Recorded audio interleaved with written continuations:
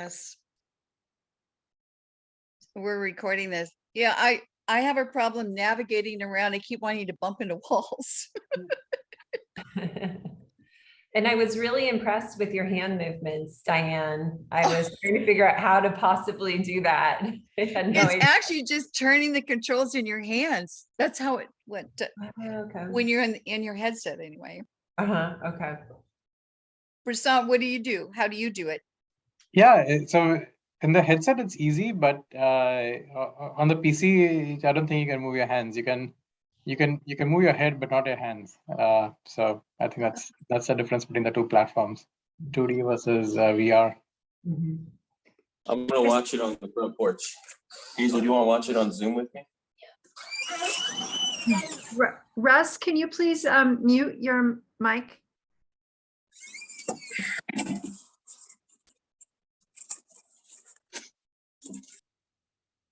Thank you. So Prasad, and Judith, I stood completely like a mannequin yesterday. This is my first time on that platform, and no, like I just stood there and spoke. Sometimes I turned and looked to the side, but that was it. Yeah. No natural head bobbing and stuff, which others do, and it's like, oh, that looks so good. So I think we're just gonna wait. Diane, do we wait another 5 minutes? Let me check. It's like working with Houston, do we have a problem? Yeah. Robert, could you please mute and stop your video? Thank you. Carrie, if you're there, could you please mute your mic? She might have stepped away.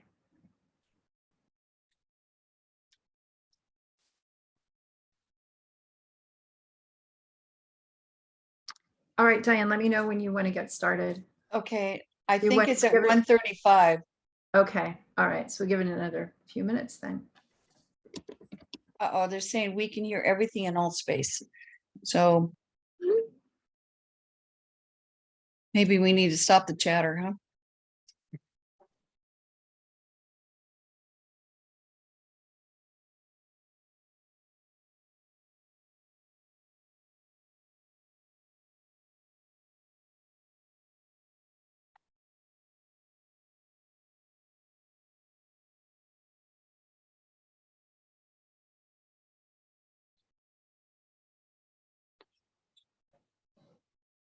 Hello, I'm back. Okay. I hit the leave button by mistake.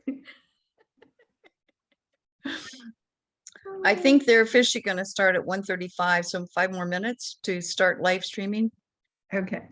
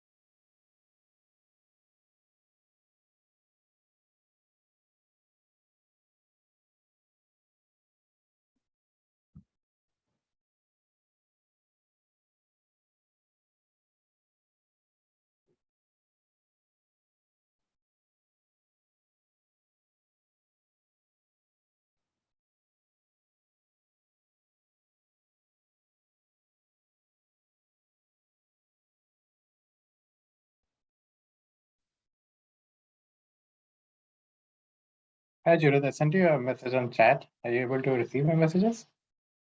Yes, I did. I'm replying right back to you. Okay. Yeah, thank you.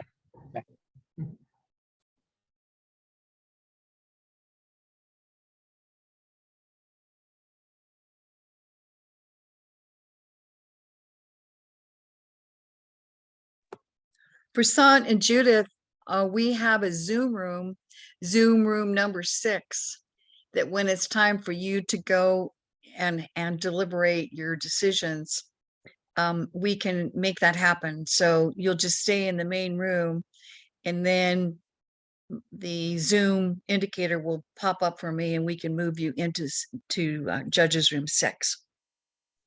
Awesome. Thanks, Diane. And then will you be available for questions from Prashant and I? Sure. Okay. I can pop into that room. Yeah. Okay, awesome. Great. Thank you. Mhm. Yeah, thank you.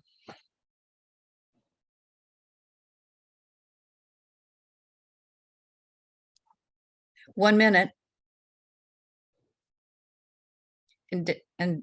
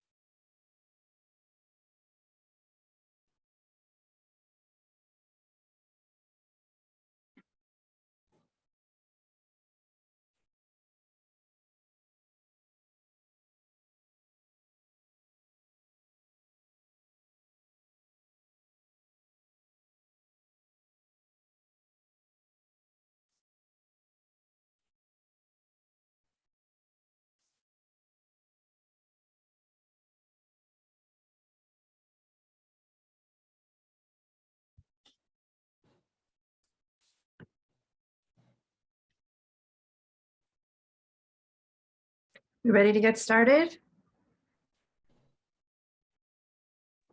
yes. Okay. Hello, everyone. Welcome to our big event of the weekend. And what a weekend it has been. I'm so happy you're all here. And I am so excited about looking forward to seeing what you've done and come up with and your presentations. I'm thrilled. I've been doing this for since 2014, Diane, I think.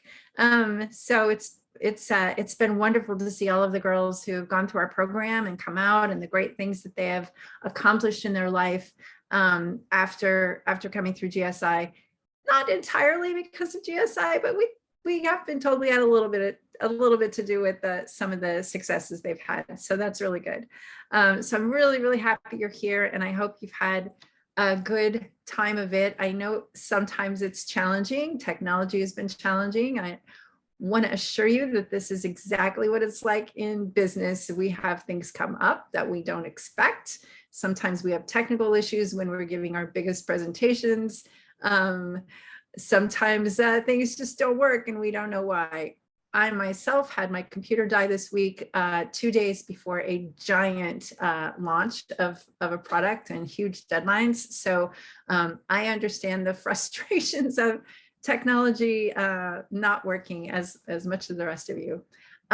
So I just want to remind you, this is the way this is going to go is we're going to have our teams, which I'm going to choose in random order. Our teams are going to give presentations. Everyone is to stay muted and have their videos turned off during presentations, except for the team that is presenting. So when it's time for your team to present, you will turn your videos on and unmute and give your presentations to our 2 judges, and then to all of us.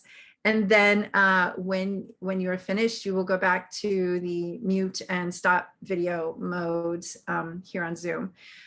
So first, I would like to introduce our 2 illustrious judges. We're so lucky to have them here with us.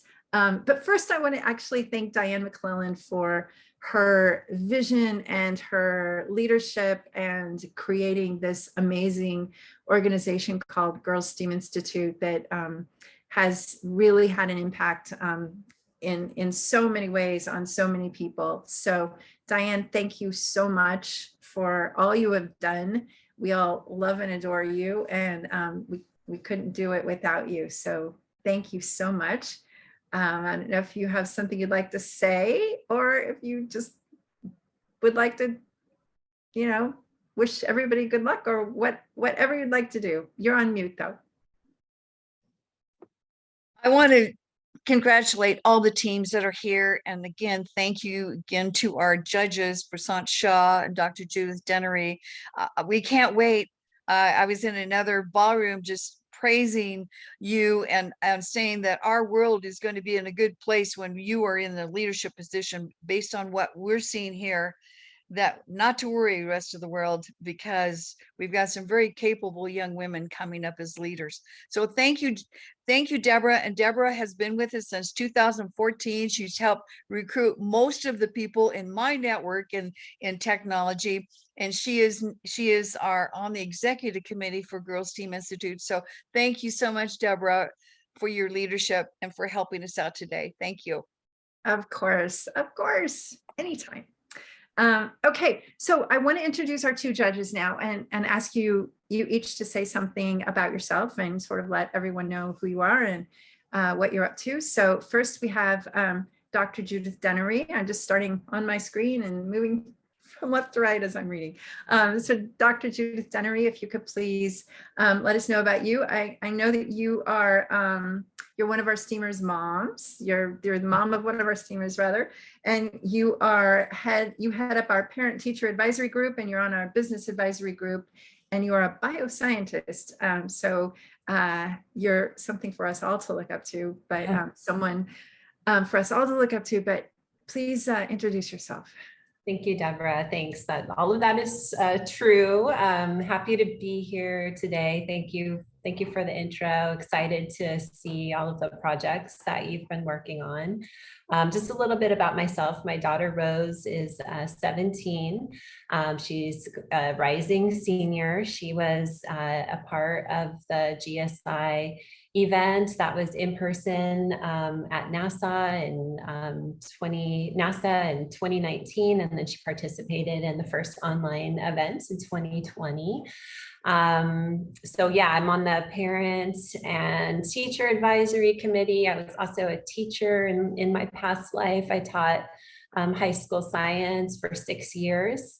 And then I got my PhD at the University of Hawaii in molecular bioscience and bioengineering. And since then I've been working in different industries, doing analytical chemistry, so for disease research and sustainable synthetic biology. And now I'm at a beverage company called Canna in the Bay Area, where we make amazing beverages in a more sustainable and like more long-term environmentally friendly format.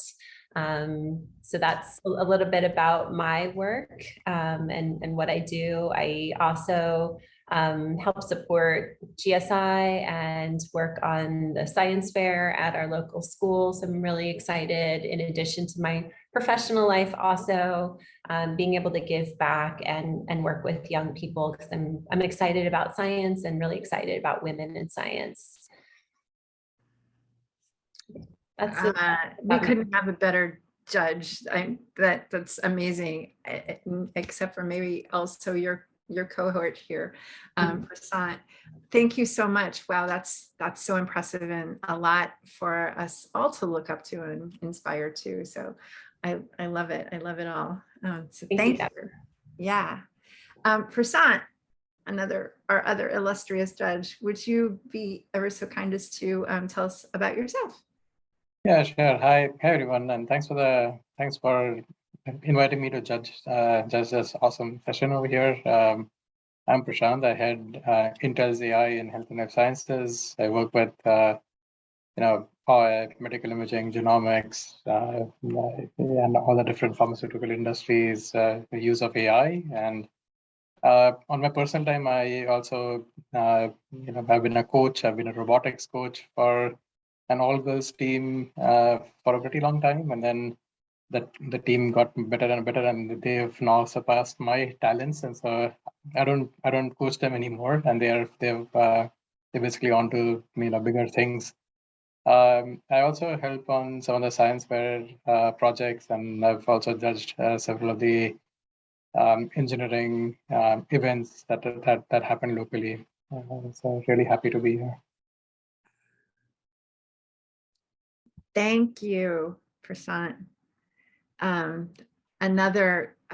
It's so interesting to me, all of the great things that we can do. And all of the things that you've done are just fascinating. So thank you. I'm so grateful that you're here, and to have you and Dr. Dennery here with us is fabulous.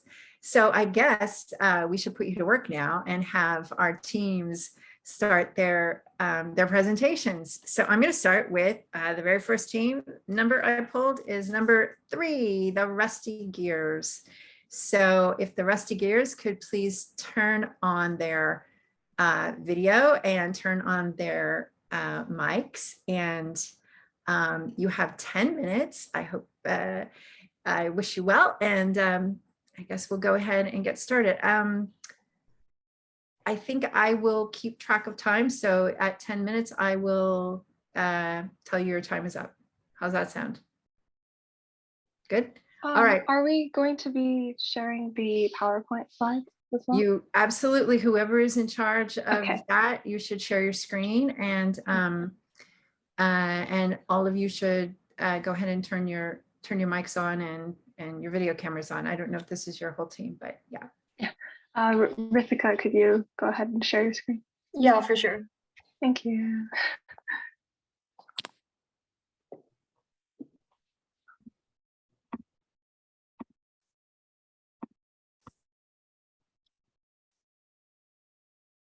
Okay, I guess we'll go ahead and get started then. You can start the timer. So, hello, this is our app idea from Team Rusty Gears. It is called Monthlies, and our idea was a eco-friendly and sustainable period product subscription box.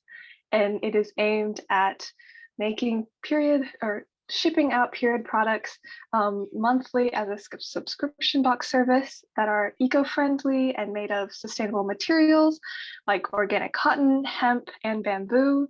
And because period products are used by so many women around the world and around the nation, it is a very prevalent topic because so much of it is plastic and it goes directly into our landfills. In the US, every year, there's about 12 billion pads and 7 billion tampons disposed of, which amounts to a really big carbon footprint. And we want to help reduce that with some easier accessibility and convenience by shipping boxes directly to people's doors with sustainable and eco-friendly products. Also, we are aimed at helping period poverty.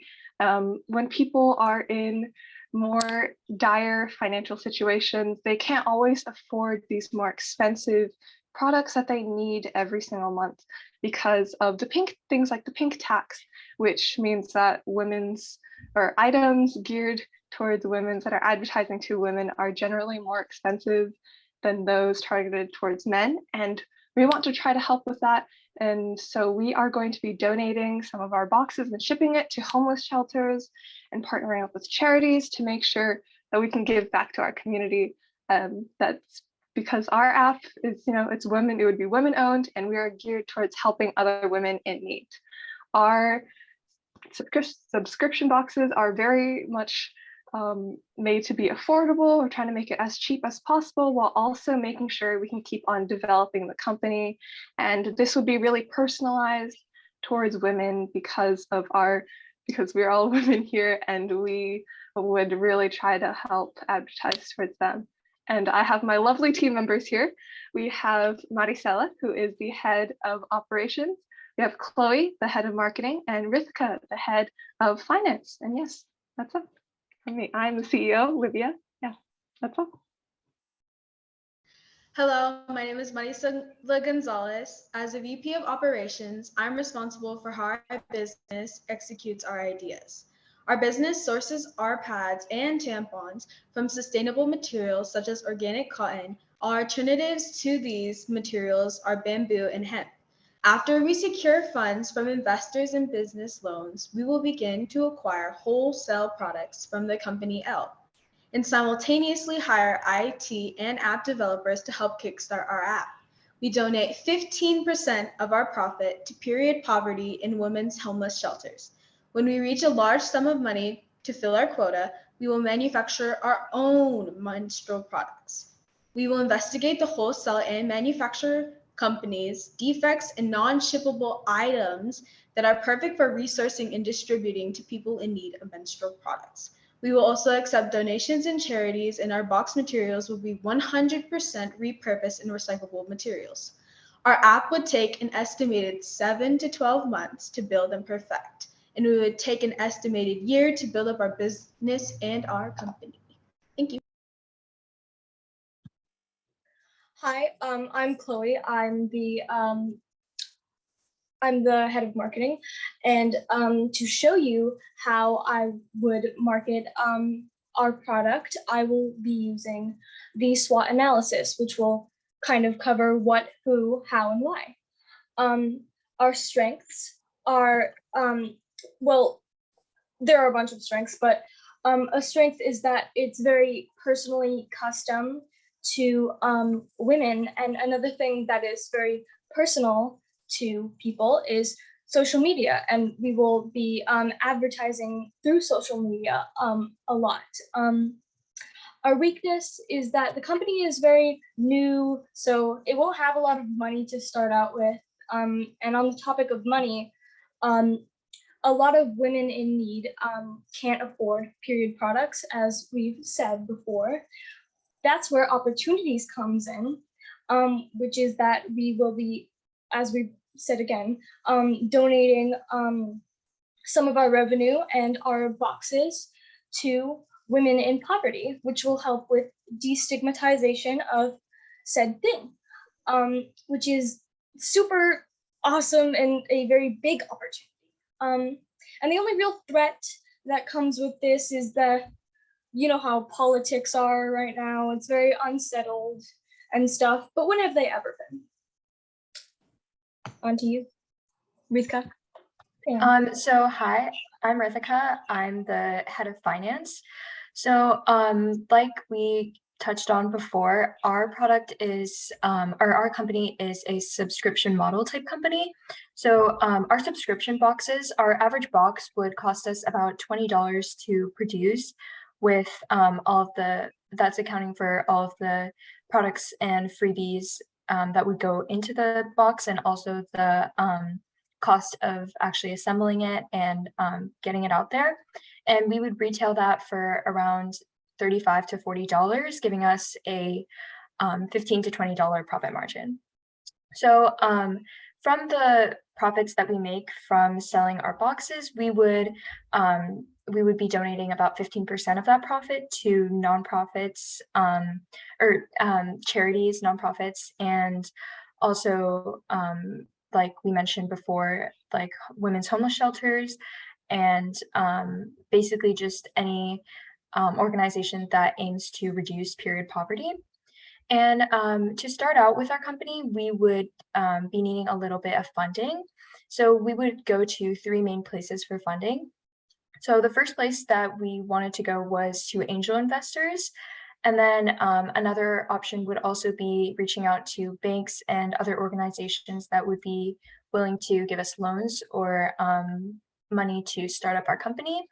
And the third option would also be reaching out to any manufacturers who are already creating products that are similar to the ones that we have right now, and just seeing if they would be willing to like partner with us or give us money to help start getting into the process of creating our products.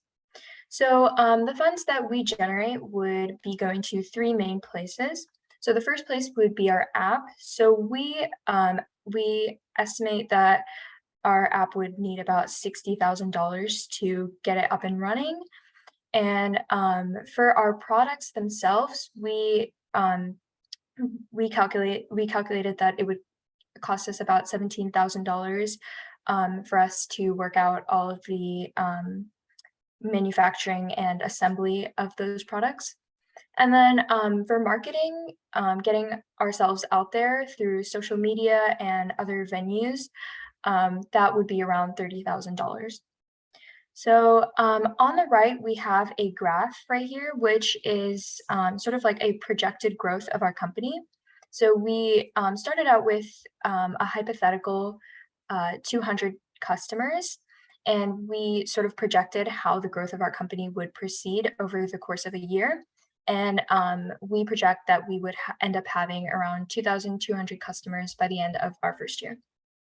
Thank you so much for listening, and any questions?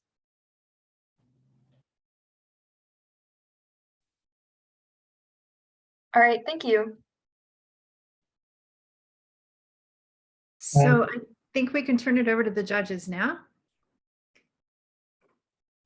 I have a question. In terms of the growth in customers, how are you accounting for that growth? What's your assumption or hypothesis over here? How the customer base grows from? I think you had 200 customers going through to 22 or 2,300 customers in a year.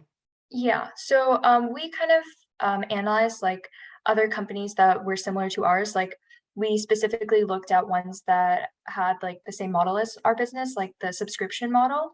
And we also looked at other companies that were in our sector that we were focusing on. So basically like the like feminine health sort of section, and sort of seeing the trend in those companies and how they're growing. And we kind of based our model off that. Got it.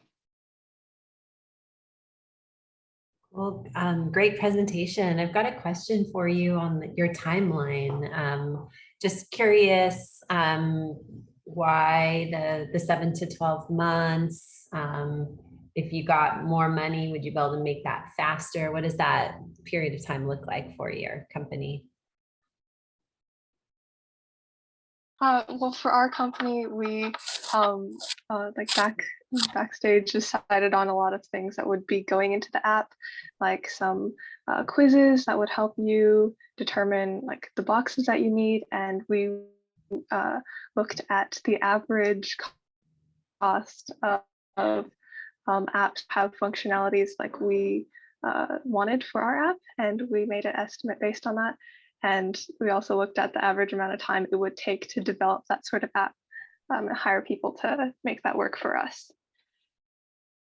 Great, thank you.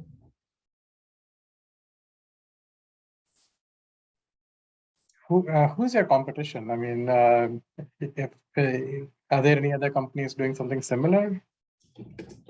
There are, yeah. Oh, go ahead. There's a few companies that we were looking at and researching that kind of went for a similar approach, but their materials weren't the same as ours. Sometimes there's a difference in the materials they're using or how they go about marketing wise. And I looked up a few, and one of the main competitor that I see is a company called August Co, and they basically do subscription boxes similar to ours. But I think the materials are a little different, and the way they go about marketing is too. And yep. Adding on to that, our app is also more supposedly personalizable. Yeah, there's a lot of different add-ons that we can have for that. It's not just the period products, but there's also monthly themes and different tests quizzes that you can take to determine what you would want in your box that we ship out every month. And it's also would be linked to your own personal period tracker, so it can automatically ship to you every month if you turn on that function. Also, to add on to Livia, our company has a big focus on like being environmentally friendly, and also just aiming to like reduce period poverty. So I think that's really what sets our company apart, is that we put our community first, and we also aim to make the world like better by really cutting down on those harmful things that go into these like period products. Are you looking to start in the United States or a different geography? We are looking to start more in the United States and then branch out possibly globally once our company reaches a certain level. Yeah.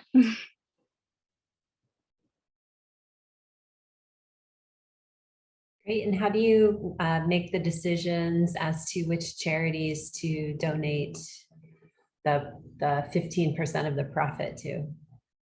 We would probably research for and look at more local charities and also shelters, because I know most of us, or 3 out of the 4 of us, live in the Washington area, and we would probably look at more local charities, probably also ones that we can like research more into and are 100% sure that all of their donations are going into helping women in need.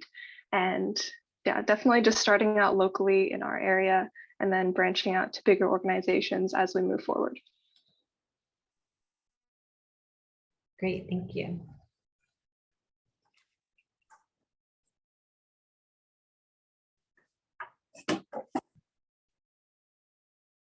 Is there a certain demographic that you're targeting in terms of age?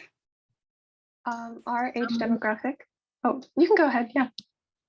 Our age demographic, because menstruation is kind of a thing that all women experience, and so it usually starts around the age of 11 and goes beyond the year of 40. So that's kind of the age group we're targeting through this. And since adults are more likely to buy because they have the money to do so, we're mostly aiming towards young adult to adult women. For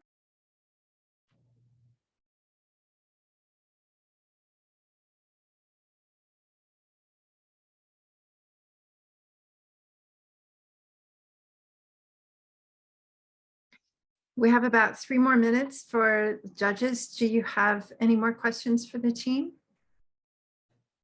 Yes, since we have more time, I didn't know how much time we had exactly, but I'm really curious about your estimate on cost of goods. How did you come up with that estimate? What's included there? Yeah, so for the app, so we had 3 categories that our funds were going towards. So that was the app, our products, and marketing.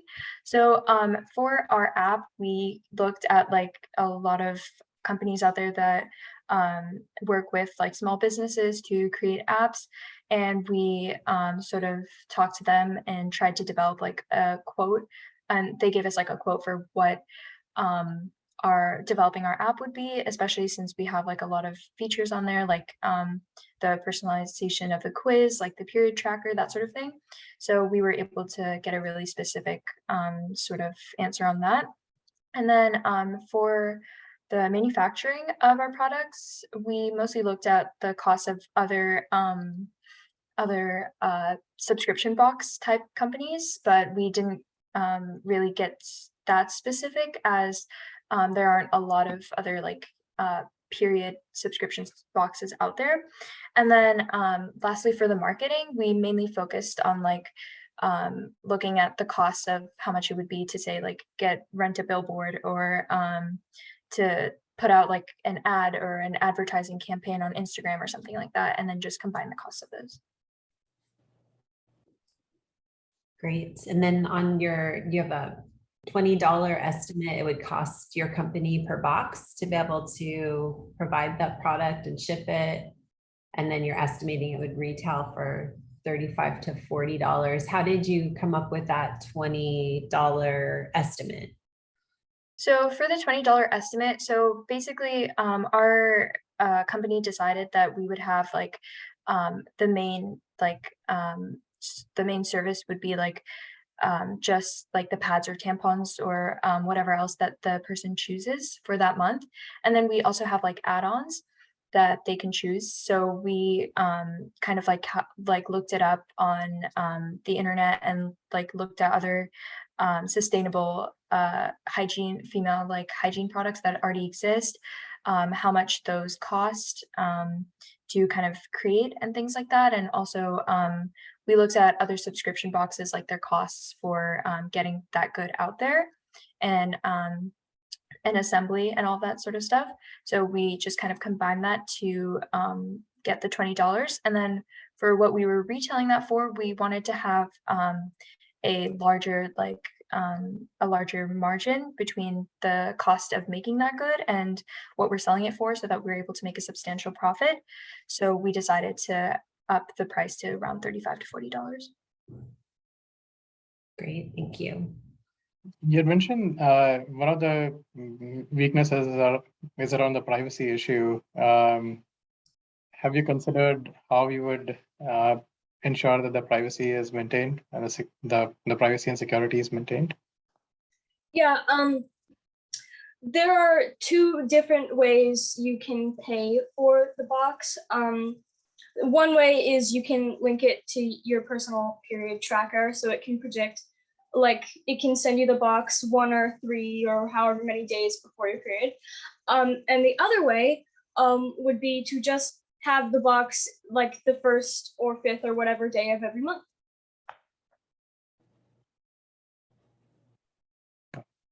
Okay, thank you. We are out of time. Thank you, judges. Will the CEO please say the name of your company again and your team, and bid the judges goodbye? So our company, once again, would be called Monthlies, and we are Team Rusty Gears. Thank you for listening. Thank you. Thank you. Excellent, excellent. Okay, so the next thing we're going to do is take a 5-minute break, so the judges can sort of gather their thoughts initially on this, and so we'll come back in exactly 5 minutes to start the next team, and I will announce that when you come back in 5 minutes.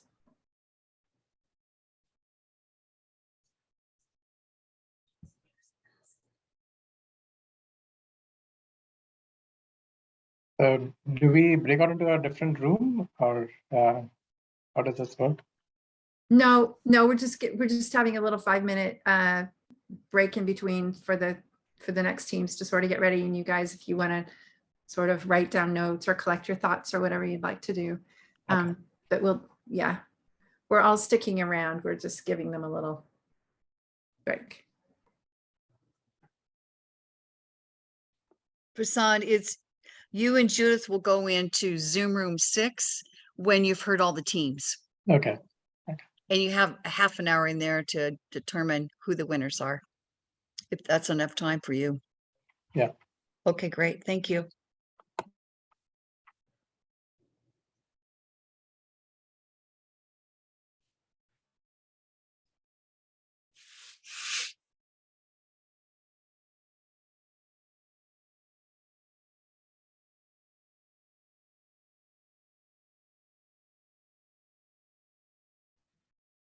Hey, Carrie, can you please mute your mic when you get a chance? Thanks. Oh, sorry, Deb. I thought I was.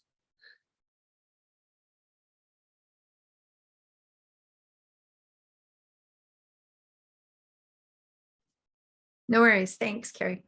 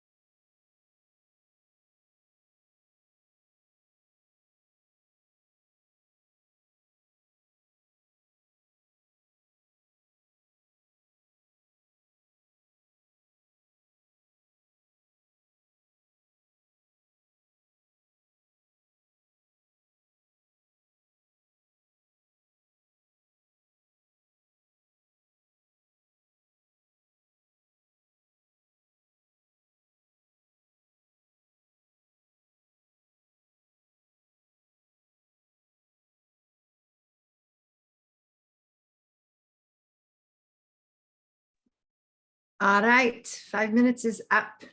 So let's have our next team come up to present. That is going to be team number 2, Tree Huggers. So if Tree Huggers could please turn on your mics and your videos, and you can get started on your presentation. I should turn my video on when I'm speaking. So we'll have you give your presentation, and you get 10 minutes, and I will stop you at 10 minutes if you are going on. So just to let you know that. And I think you're all ready. So please proceed, Tree Huggers. Hi, I'm gonna share my screen right now.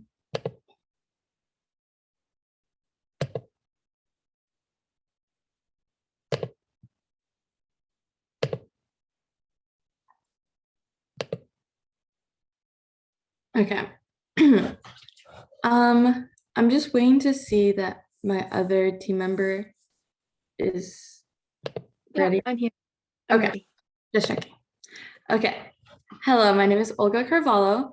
Our group is the Tree Huggers, and we are presenting the Tree Tracker app. So I'm the CEO and Vice President of Operations, and Gabriela Aneses is Vice President of Finance and Marketing. So the problem we are addressing is deforestation. Average annual emissions in the last 3 years were 63% higher than the preceding 14 years from deforestation. And annual gross carbon emissions from tree cover loss in tropical countries averaged 4.8 gigatons per year between 2015 and 2017. This issue is significant because about 8% of global emissions comes from tropical deforestation. But the same deforestation can provide 23% of the cost-effective climate mitigation needed before 2030 if we stop it. So our objective is to create an accessible and effective community for users interested in making a positive impact in the environment, specifically deforestation and its negative effects. And we're doing that using the Tree Tracker app. The Tree Tracker app has 3 main functions. The first, which is also the main revenue stream, are the virtual reality community events.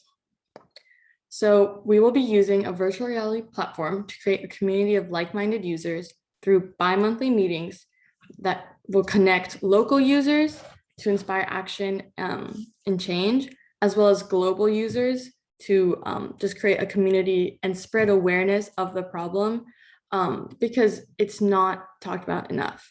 So these events can be elaborated later in this presentation, but it is a main revenue stream, and we'll be having 2 events that will be dedicated to the users of the app. The second function of the app would be the interactive deforestation tracking map. So we're going to be using modern technology and integrating real-time data to provide users information on the state of deforestation in their local community as well as globally. There are several data points, and I have a picture of a sample that you can view the simulated tree tracker map, and it's designed with user convenience and usability in mind. So it can definitely raise awareness when you see the amount of deforestation occurring, and it can track in their local community areas where they can impact change. And the last function of the app would be the Rainforest Alliance list, product list. So this seal of the Rainforest Alliance means that a product or ingredient is produced using methods that support the 3 pillars of sustainability: social, economic, and environmental. So there's independent third-party auditors that evaluate farmers against the 3 specifications before awarding the certification. So the Rainforest Alliance seal promotes collective action for the people and nature. By creating this list, and we'll also have a search engine of all the products that are certified, we can help the users access at any time to make smarter buying choices when they're buying anything from food to household appliances to products for your skin. So by amplifying products that are certified with the Rainforest Alliance seal, consumers will be able to recognize and actively choose products that contribute towards a better future for the people and the planet. And those 3 functions will be making up the purpose of the app. So community and marketing. The app is centered on a community-based events, and so there will be 2 events each month. Since we want to build a community of people who care about deforestation. Every user is encouraged to donate and invite other users, and I'll be talking a bit more about that very soon. Social media outreach to audience interested in community activities. As I said before, there are two events each month. So since I am the VP of marketing, I'm going to talk about who our targeted audience is. We are targeting people from the age of 8 to 18 because they are more influenced by media and because they can influence, like from 8, the young kids can influence their parents to get the app because it's very entertaining and educational.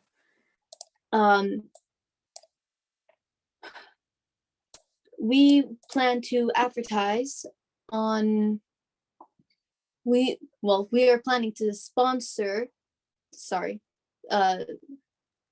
we are planning to sponsor a bunch of big media influencers.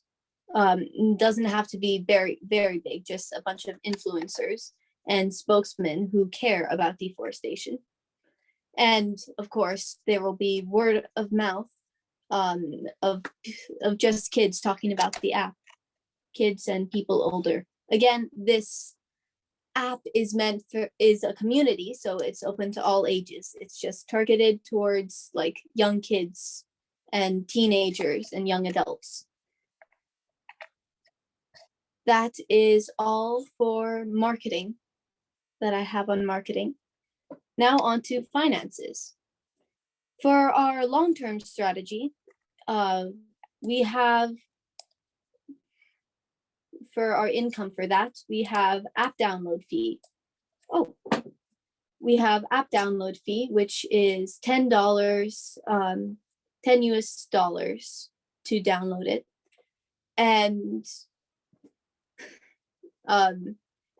There's no monthly subscription, since when I think about it, and Olga as well, when we think about monthly things, we think of like, personally, I am like monthly and I have to pay every month.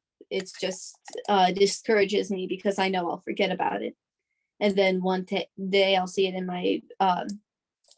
my taxes and I'll be like, oh. We also have event entry fee, which will be anywhere from $10 to $20 per event. Again, 2 events per month. And there's also donations, which will help the people who work here on this app and plant more trees. We will plant trees. Expenses. We have salaries for all of the people who work here. The equipment and hardware, of course, we are planning on this app for a bunch of people everywhere from wherever they join the app. They can choose like a specific location from where they're from, or estimate location. And they can say like, oh, there's this big deforestation thing happening over here, or oh, there's a wildfire over here. But we have to check that. So we'll need drones and other equipment for that. And other users who are over there can confirm that if they decide to. We will also have to advertise, so that has costs. And so, as you can see in our presentation, the income is 150,000, and expenses is 130. And our revenue is 20,000 USD. Now for our launch, this is early in when we start this app. we will have a bunch of more expenses, but then again, our community will be smaller. So the income will be $30,500 and 30,000 for expenses. A revenue $500. This was hard to come across because the income was very hard to like add. Of course, we would be giving a part of our own money, and we would have like people who want to invest in this business. That is all I have for finance. Olga? That's it from us. Thank you. Thank you.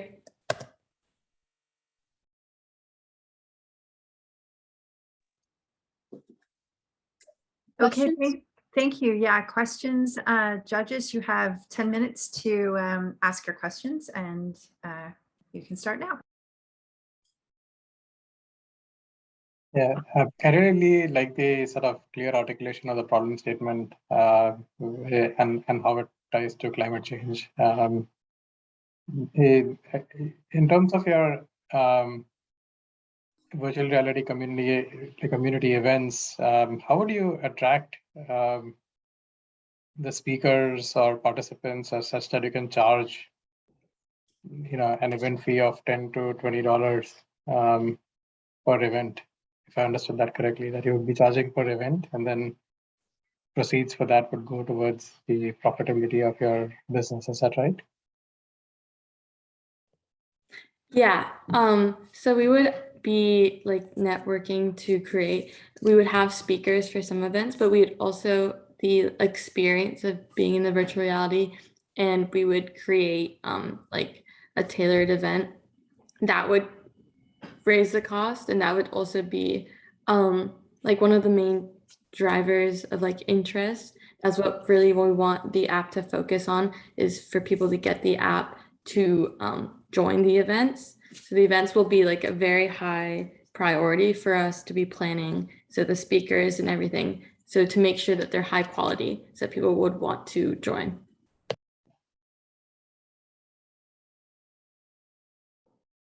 Great. I had questions around the technology that you're planning on building. It looked like you had some budget for equipment and hardware, and you mentioned drones and virtual technology. Could you talk a little bit about your estimates for the technology that would be required and how you would go about building that technology as you're starting your company?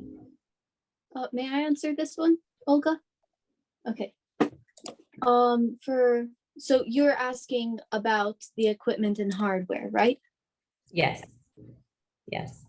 We are estimating in the long term for 30,000 USD yearly. And we're thinking of drones to check for people, for deforestation, check for big deforestation events. Does that answer your question? I think so. So it would be drones, and then you also were talking about virtual reality community environments. Would there be technology that would need to be built for that? I'm not sure. Olga, can you answer this one? Yeah, so we're planning on using existing virtual reality platforms and then modifying them using that existing technology to modify and personalize it for our users. So that's where the event would come in, and that's where the kind of exclusivity of it would come in. So we would have to use a portion of the budget to dedicate, like hire people and work on each of the events, so that they're gonna be high priority and they're definitely gonna take up the budget. As well as she was saying about deforestation events, just to make sure we can track them, so we can use real-time data. And we want to be able to provide accurate data for our users. So that's why there's like a high budget for that. It's important to us. Yeah, have you looked into options for partnering with any agencies that are working on acquiring that data? Are there people doing that data collection already? Yeah, there definitely is one organization that is tracking. It's tracking it in slightly different way from us. So they're not competitors, I would say, but I definitely say they would be good partners. And we definitely looked at their platform and the way they formatted it to help us identify like what we wanted for our platform. And I think that it would be a very good business move for us to partner with them specifically.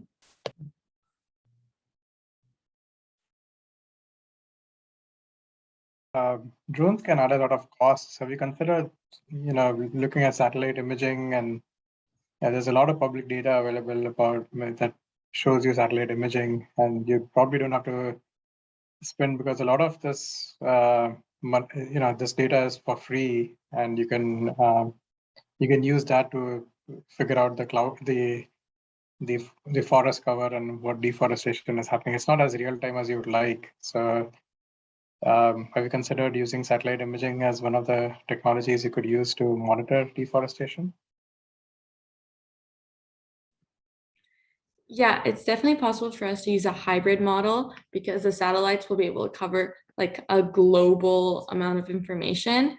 And they definitely are more cost effective. So I think a hybrid, and then using drones if there's like a high population or a big event occurring that we want specific data on, I think that would be the best business model for us.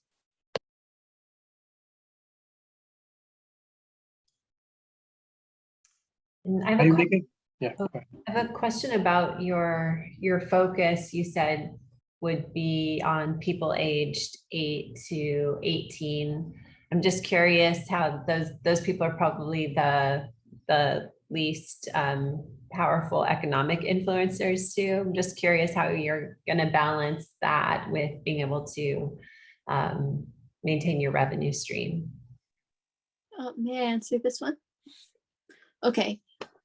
For this, it's open to anybody, but it's targeted to them because they can influence other people, like because they have parents and they spread the word around a lot quicker than if we just advertise on Facebook and other to grown-ups.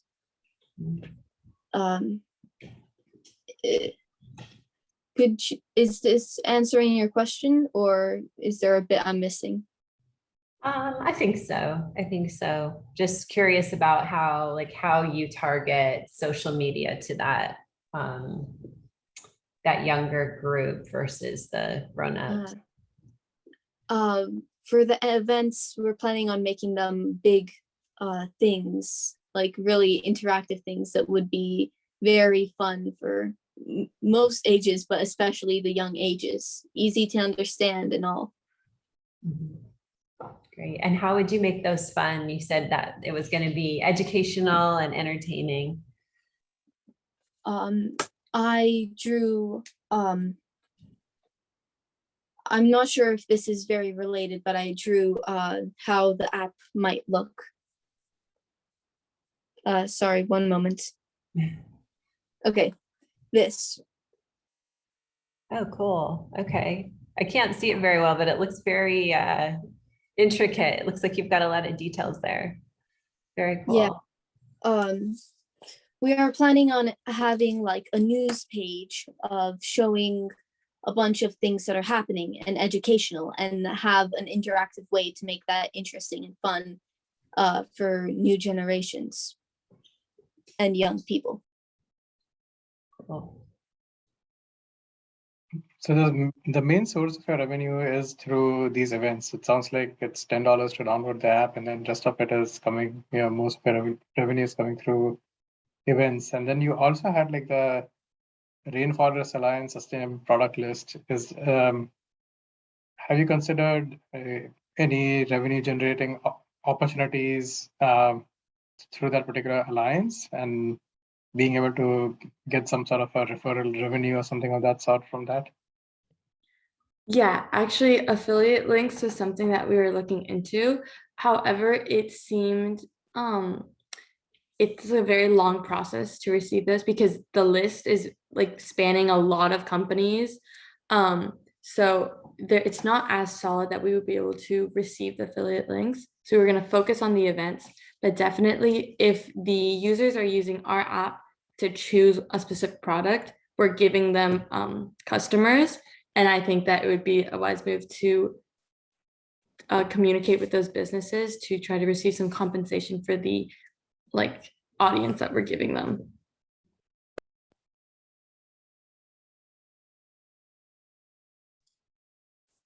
I'm curious how, what this is going to look like as far as stopping deforestation. How is your community and your app going to prevent further deforestation from occurring?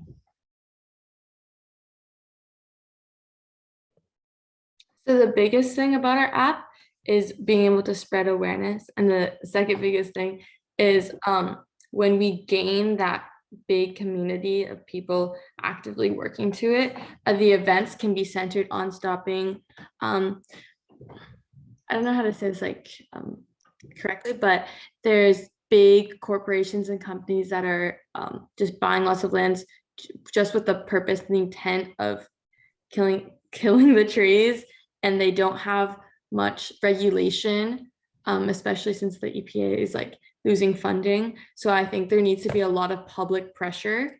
And the best way to create public pressure is to create that community of support so the events can begin to enact like social change and a change in the way that people in this country and globally are viewing deforestation. They kind of see it as a means to an end for whatever, more housing or whatever, but it's really important to change that mindset because it's causing lots of harm. So we want to first change the mindset that the general population has, and then with social pressure, hopefully that will stop and we can enact change with laws and regulations and things like that.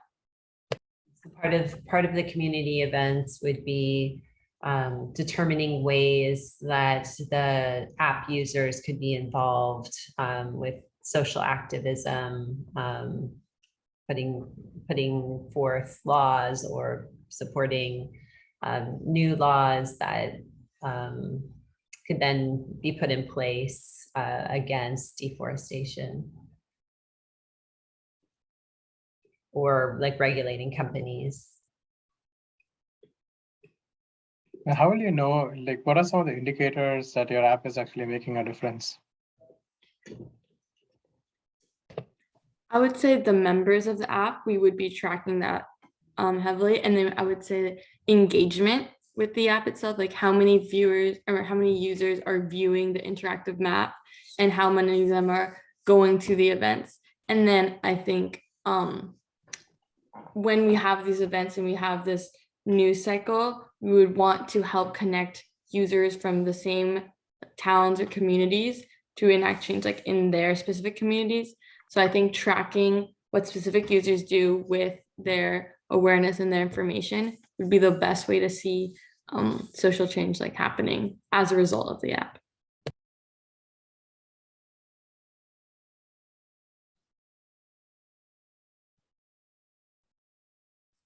Okay, judges, that's your time. Do you have any last questions? No? Good. Okay. Thank you so much. Can you please say your team name again and say goodbye? We are the Tree Huggers. Thank you very much for your time. Thank you. Thank you. Yay. All right, we're going to take 5 minutes, and when we come back, we'll have the next team. 5 minutes starting now.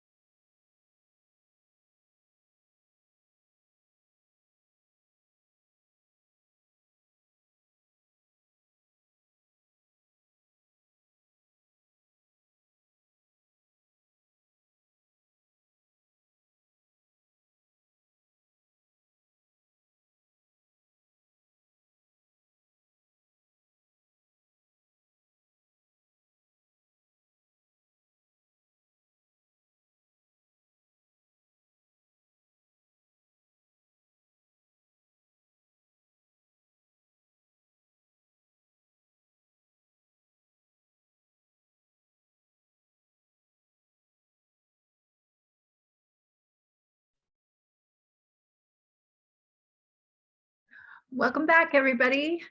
Okay, hello. So we are going to go with our next team, which is Team 5, Clean Energy Effect. So if Team 5 could please turn on their videos and their microphones, and you guys can go ahead and get started and introduce yourself to us all. We're looking forward to seeing what you have. I will share my screen. Let me know if you cannot see it.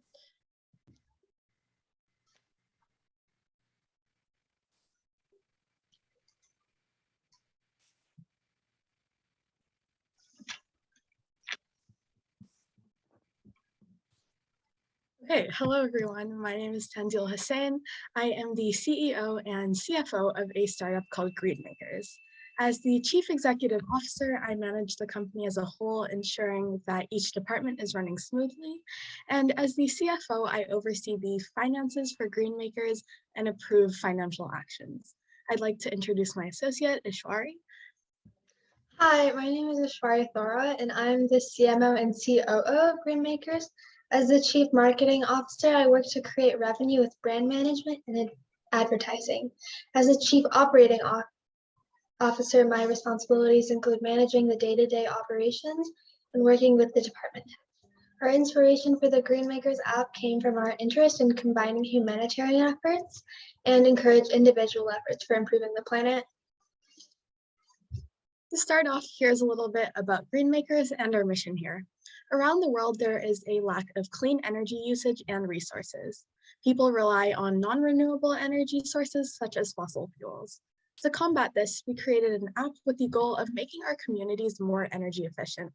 The mission of Greenmakers is to increase climate action and gender equalities by instilling green skills to our users. Through the app, women can share what actions they are taking to make their communities more climate ready, and shows that women are essential to changing the world. We want to evaluate green actions that are being taken and increase those efforts. Our unique value proposition is that Greenmakers is a technologically innovative platform that solely focuses on climate change and fosters an inclusive environment of change-making women at the same time. Gender inequality and climate change go hand in hand. Women are currently experiencing disproportionate impacts from climate change, especially in developing areas that are more prone to environmental disasters.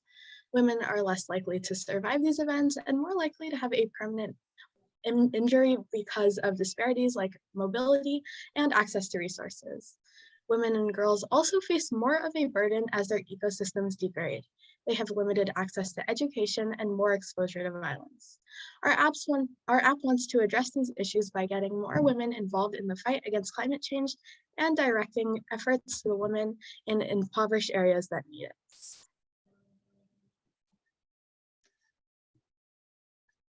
Our company runs with 2 executives as it is a startup still, and we'll be hiring several web developers to create the Greenmakers app and manage the operations. The app works as following. Users will be able to post photos or scan a QR code for zero waste purchases to gain points for climate actions on their city's page app on the app. They can include a caption describing their climate action and a comment on other climate actions. The goal of publishing these photos is to inspire others to take actions that help their community, and using a community of mainly women encourages an increase in gender equality and unity. Some features this app has are a climate actions point tracker, where users will receive points for each climate action they submit, and lead to greater incentives such as receiving seedlings to plant trees, or an all expense paid trip for the top Greenmakers to aid a community in need for climate actions. These incentives are catered to make people of different classes feel more involved in global communities, as most international initiatives in developing areas cost thousands with minimal recognition. There will also be updates shown of these trips with pictures, interviews, and stories to further inspire people to participate. Another feature of this app would be a city or environmental statistics page. It'll show data like carbon emissions, air quality, and points earned for these people as well. The main aspect of the Greenmakers app is the crowdsourcing. As Ashwari mentioned, citizens will be sending in pictures of the efforts they make every day to reduce emissions and energy usage, which can give others an idea on how to take action in their own communities. The picture on this slide shows an example of what our app would look like, including daily statistics on each city's page, the climate action posts, and a link to the user's climate action profile. Now I'll hand it off to Shwari to talk more about our marketing efforts here at Greenmakers. Our marketing efforts are going to be mainly directed towards women from ages 15 to 41 from multiple classes and diverse backgrounds. Women of younger ages will be targeted via social media platforms like Instagram and TikTok. We'll be raising awareness through social change micro-influencers who have demonstrated major amounts of influence in recent years. Gamification within the app could also pull in this age group as it is reflective of their interests. Older women within the age range will be targeted with Facebook, Pinterest, and partnerships with zero waste stores. Zero waste stores such as EcoRoots, Zero Waste, and A Drop in the Ocean are both online and in-person markets selling day-to-day products with no packaging or completely biodegradable packaging. They've become increasingly popular within the past few years, and this partnership will include aspects like a QR code to gain climate action points on the app. With their advertising, we can reach our target market and market these services to help build green habits within our community on the Greenmakers app. This aligns with the millennial lifestyle. Both age groups show interest in gender equity and overall intersectionality, so it will be important to show these in our marketing and app. And on the right there is an example of what one of our Instagrams would probably look like. And now I'll give it back to Tanzila to explain our finances. I'd like to start off with the costs. Our costs for the first year come around to $397,787. Our costs consist of employee salaries, ad space on social media platforms, tree seedlings, and the volunteer trip, which are our incentives to take climate action. For example, micro-influencers on TikTok charge $20 per post, and we will be investing in advertising techniques like this to increase our downloads. While our revenue from the first year covers the costs I presented, we plan on requesting initial capital from investors to fund the first year of business. Our revenue stream is the app cost, which is $4.99, and is a one-time fee. We expect around 250,000 downloads for the first year and believe this is an attainable goal given our expansive marketing efforts. With that many downloads, we make around $1.2 million for the first year. The chart below shows our increase in revenue over 20 years. Our downloads continue to increase as we are making more marketing efforts over the years to continue getting users. While the app is growing, we plan to evaluate the finances and potentially hold a fundraiser for communities in need as a growth and philanthropic effort. As we build our team, we will increase our download rate through publicity as it is important to reach everyone and to be involved in this effort to make the world more climate ready in order to see this change happen. Thank you for joining us today to hear about the Greenmakers app. We appreciate your time. Thank you, and can we take any questions now?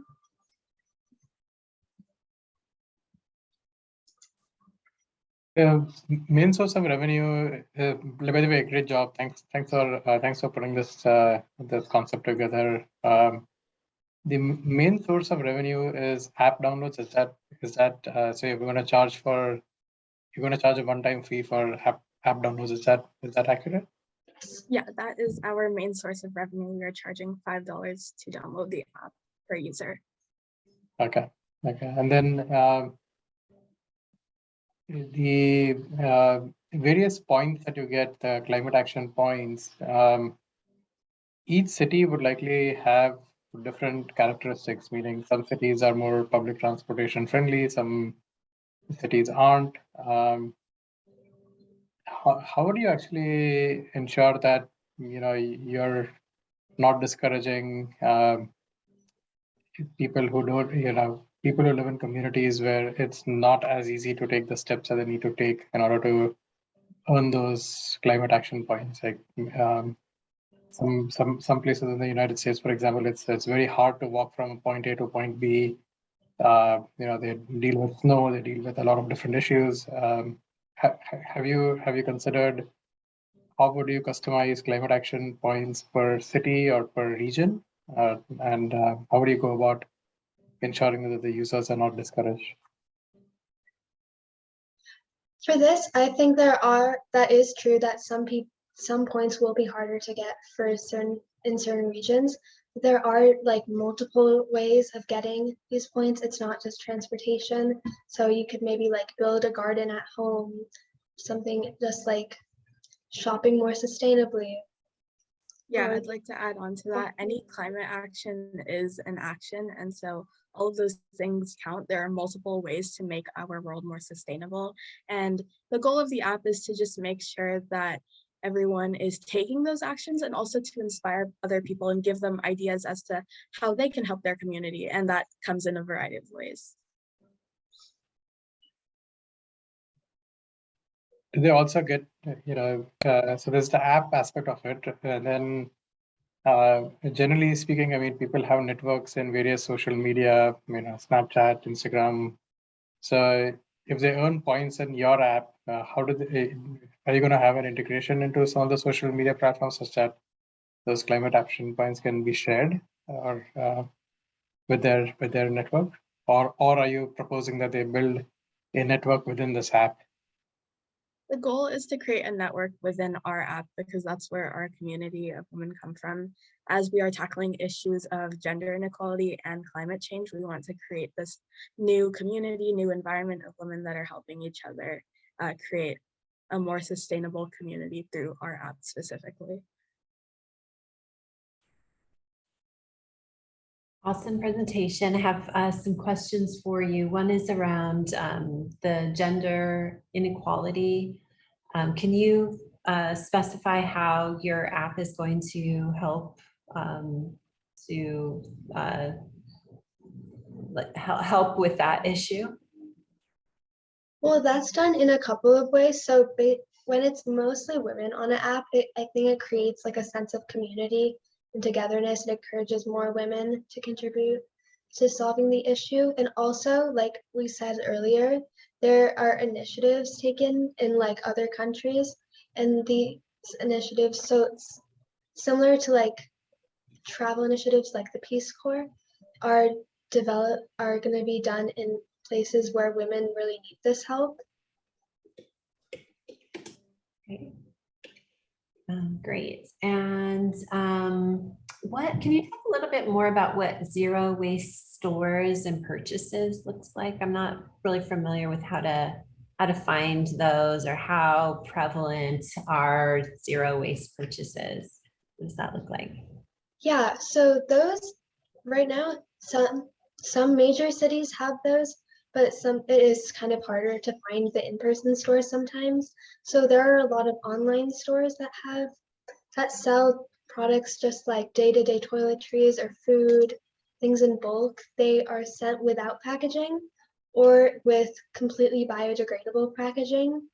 So something like, I don't know if you've seen like dissolvable packaging peanuts. And so there will be a QR code on the receipt for that you can scan to get points for that purchase. And I'd like to add, this establishes a partnership with our zero waste stores. And so while they are helping us advertise our app in their stores and on their websites, we are helping them advertise by giving our users an option to earn these climate points and to take more action, climate actions on our app. Okay, great. So there'd be some points for purchases, but also just actions that are zero waste. Yes.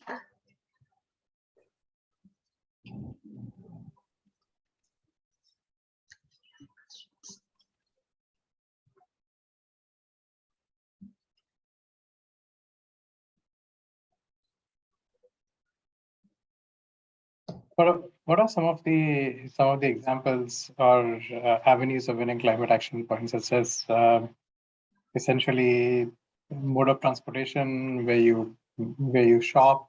What are some of the ideas, or what are top 5 ways to earn points? So probably things like maybe get a bigger one could be like getting an electric car, like I said, building a garden at home, reusing some kind of box is Things like as composting, yeah. using products that are mainly come in plastic, things like using plastic straws, maybe a volunteer day where you clean up a certain area, things, and essentially we are just trying to instill efforts within specific communities to make them cleaner, to make them greener, and to make them more sustainable.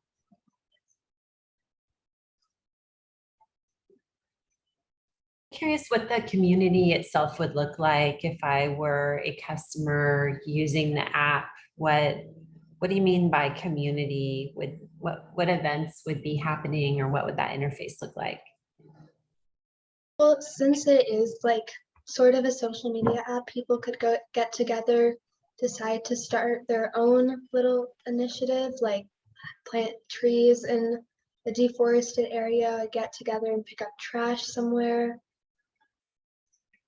start a fundraiser.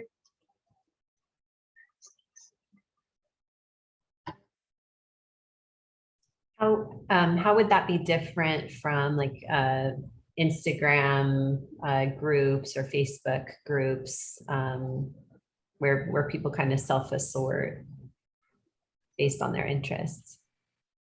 Well, this creates our own community on our app, and I understand what you mean by having pre-existing social media groups, but it's also establishing a new community on our app, and that too, it is for one common goal, to gain these points, which come with later incentives. And so that's sort of the motivation we have with on our app.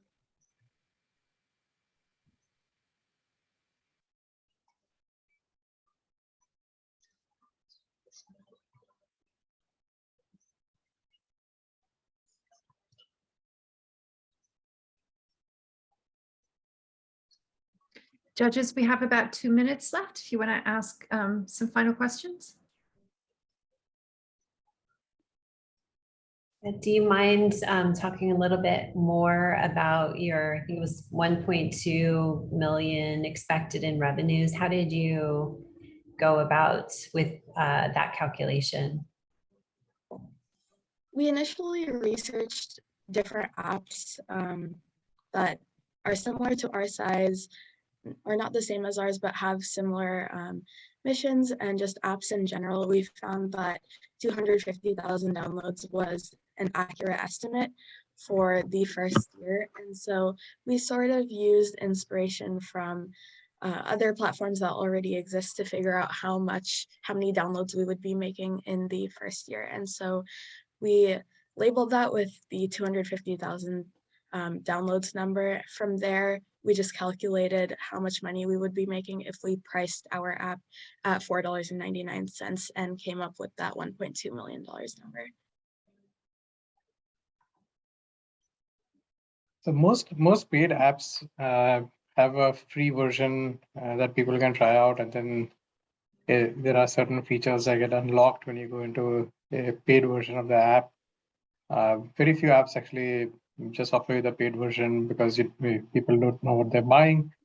So would you be having a free version of app as well? And if so, what would be the difference between what you would offer in the free version versus the paid version?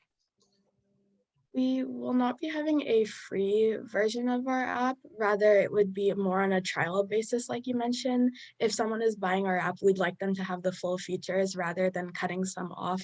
As our app is supposed to be a community, we don't want to limit that. And because our mission is to make our app equal, promote gender equality. And so we will be providing a free trial. However, we want all our features to be accessible to all our users that choose to buy the app.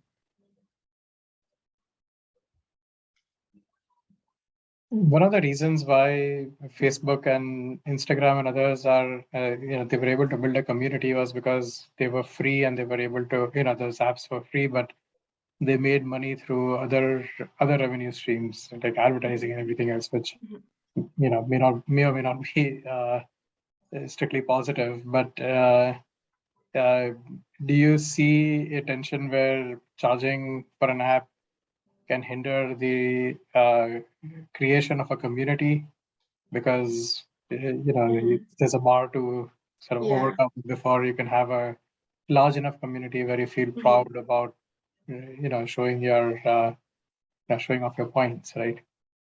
Yeah, I understand the concern that you brought up. In terms of revenue streams, we plan on evaluating our finances throughout the growth of the app, maybe considering other places buying our ad space to put on our app. However, I believe that the free trial, like a month-long free trial, allows people to determine whether they want to buy our app. And so it gives them a little sense as to what the community is that is built. If that's worth it to the user, they will buy the app. If not, we still need to look into other alternatives.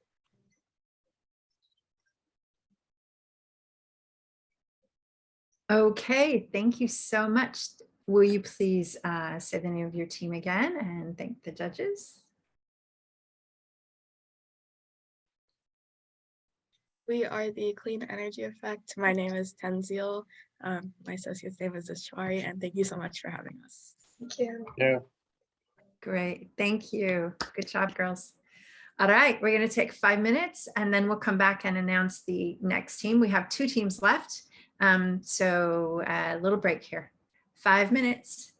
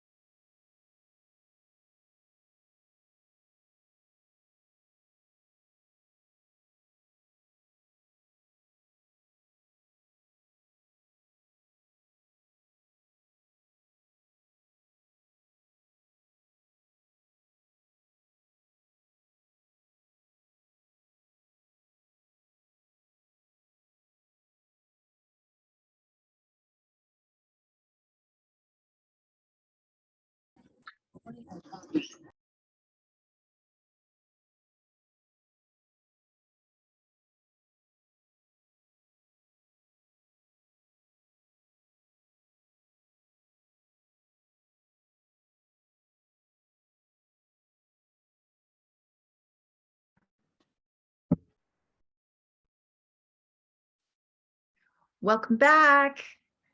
Our 5 minutes is up. So let's have our next group.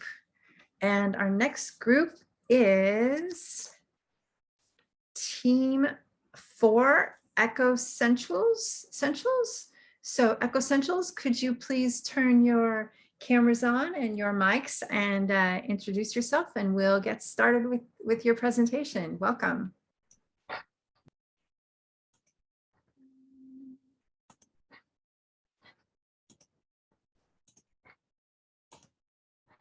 Okay. So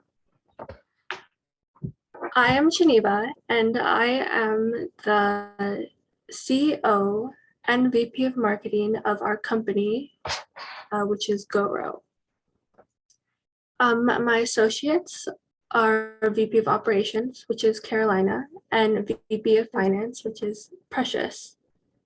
GoRo is a desalination company that covers the major issue of saltwater pollution into freshwater aquifers caused by rising sea levels with the help of artificial intelligence, which detects these areas.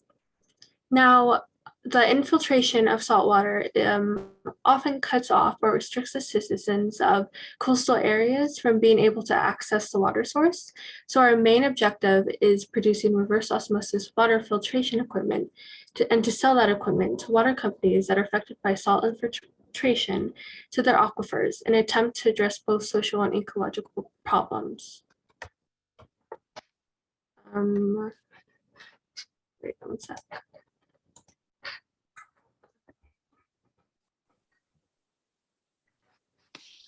Hi, my name is Carolina, and I'm the operations director. Artificial intelligence, which is our technology aspect, is used to determine where our service of building reverse osmosis water filtration systems is needed by figuring Okay, AI is used to determine where our service is most likely needed in the future, and thus where our future customers will be. We do this by considering the past and current cases of saltwater infiltration into aquifers. Our company will start out by building a few small factories where we'll make the RO equipment. We transport materials for the RO systems there by rail and truck, and transport our products to our customers, which are water utility companies that are affected by this problem, also by rail and truck. We will expand our manufacturing and build factories in other places when our market expands. As our company becomes international, we'll need to change our method of transportation to shipping by sea. Our company sells reverse osmosis equipment to water utility companies, and this equipment will need maintenance. So for a fee, we'll offer to repair or replace them whenever the water companies need. We'll offer customers who bought our products before cheaper repairs or replacements for the RO systems. Because the problem of seawater infiltration will just keep getting worse, our product will become in higher demand, and thus our revenue will increase as our market will grow.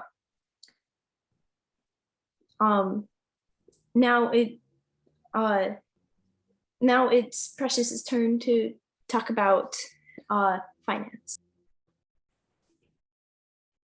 My name is Precious. I'm the VP of Finance, and how would we would be funding our corporation by equity financing. We would use angel investors along with debt capital and venture capitalists to fund all of our expenses. Overall expenses for the equipment would be around $30 million. And so debt capital will allow us to take loans on bank.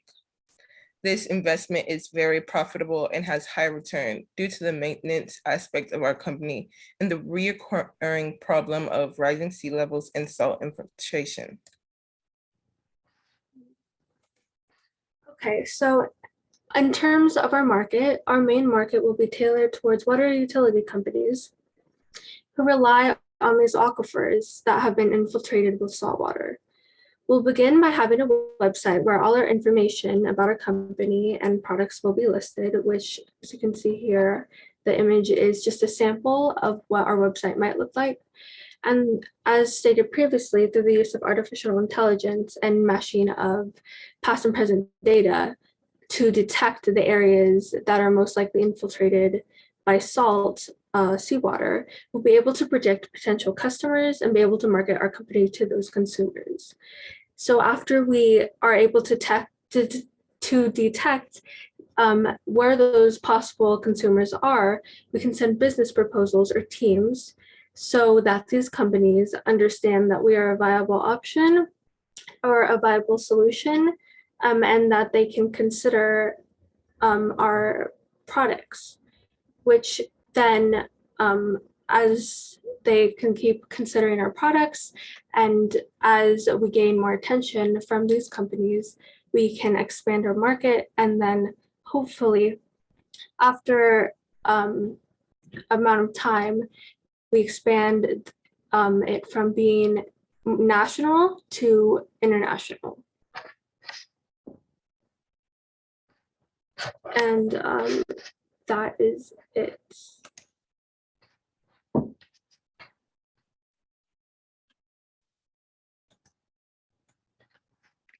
Okay, thank you, judges. Would you like to ask some questions? I can go first if that's okay. So your main competitive feature is AI-based detection of areas where desalination problem happens. I'm not able to sort of get why you need to have your own reverse osmosis system. Is there something special about the reverse osmosis system that you all will be creating versus what is already available in the market? Is that your what is your key differentiation factor over here?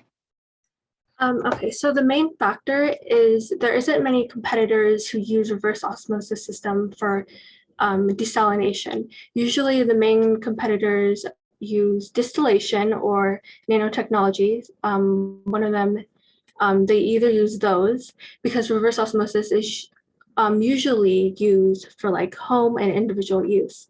The thing about reverse osmosis is it's very cost effective. It's one of the cheapest ways for desalination. So introducing that to the market would be game changing because it would be way cheaper than the other options that are already provided on the market. Additionally, our problem is our business is fixing the problem of saltwater infiltration into aquifers by the coast. Usually when this happens, the water utility companies just have to move aquifers. But we offer an alternative solution of using this process to allow them to continue using the aquifers that they're using.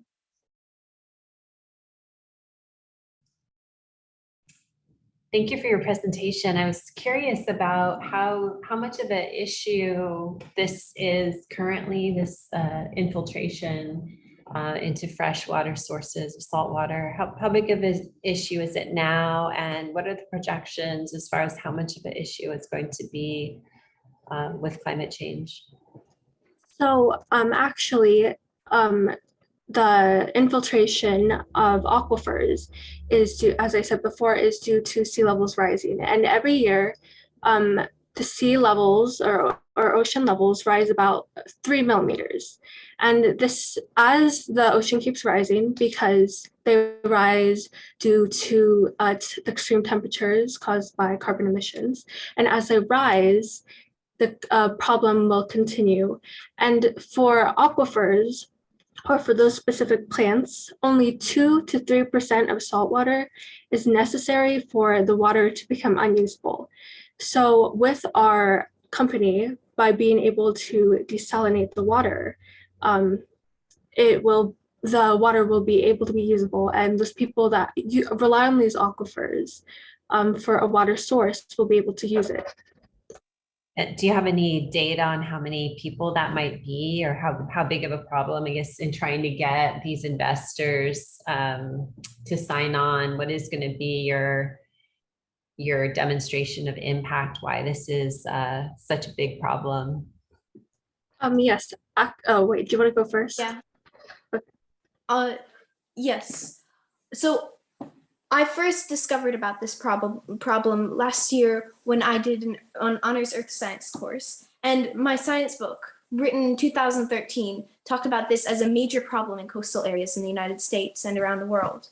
And now 9 years later, the problem isn't getting any better. Ocean levels will keep rising. So this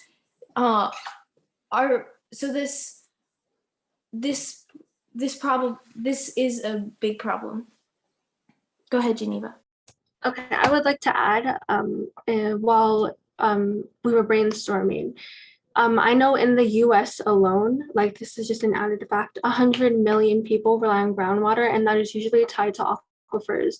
So when we have rising sea levels and salt infiltration as a threat, that could affect 100 million people and then cut them off from a water source, which just displays how impactful the salt infiltration is.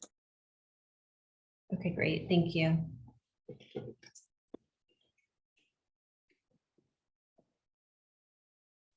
So why do you think RO is not being used for desalination, and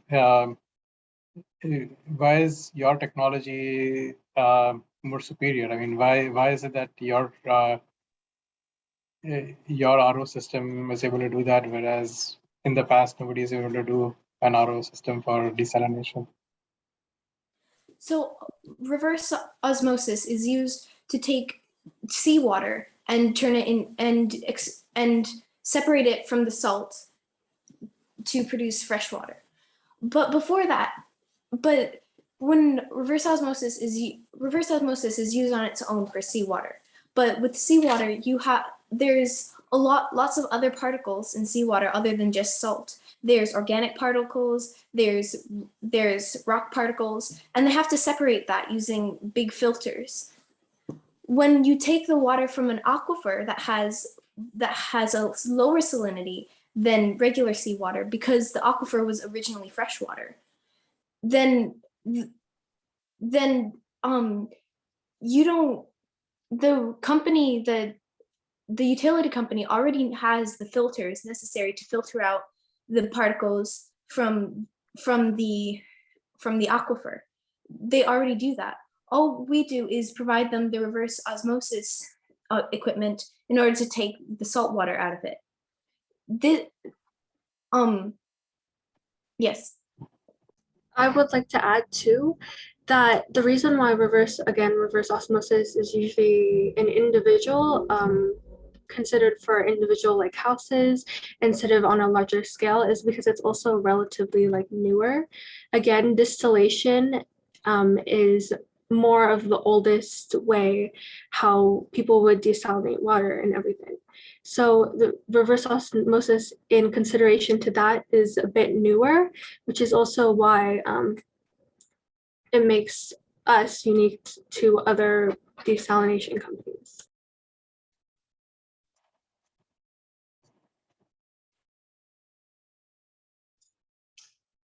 And then another question about being able to distribute this technology.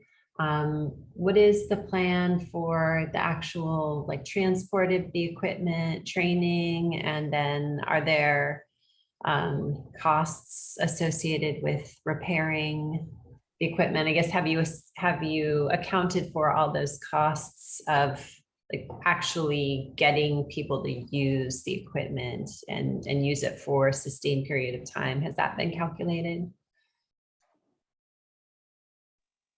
Yeah, so I think I talked about in the presentation, the main thing about this it's not just that we're giving these water companies the equipment and then they're no longer a customer. this equipment, it requires maintenance. And obviously, if we're the people producing the equipment, then we can also charge maintenance fees, which requires these water companies to continue paying us at least annually to keep repairing these.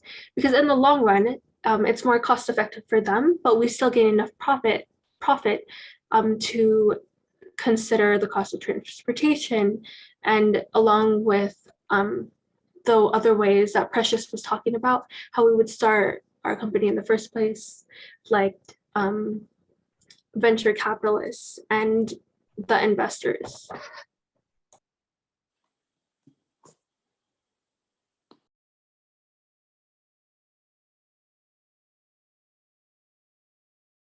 So how is the AI system going to detect these areas? What methods would be using to detect these areas that are vulnerable?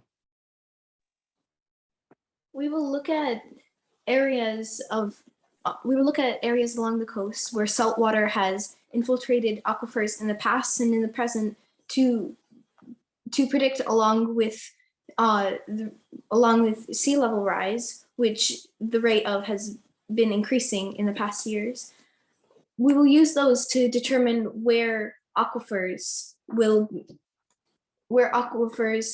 be infiltrated by saltwater in the future.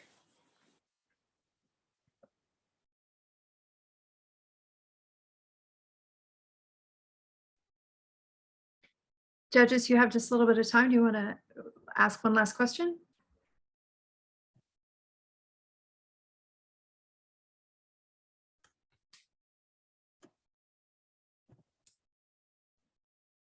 Precious, did you want to add anything? Oh, no, I'm sorry. Oh, that's okay. All right. Your time is up. That's it. Can you please announce again the name of your group and thank the judges?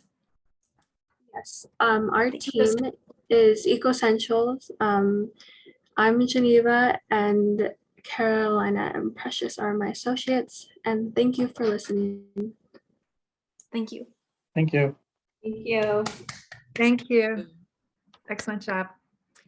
Okay, that's we have one team left, and we're going to take 5 minutes here. And when we come back, if you could all please stay and watch the last team, their presentation.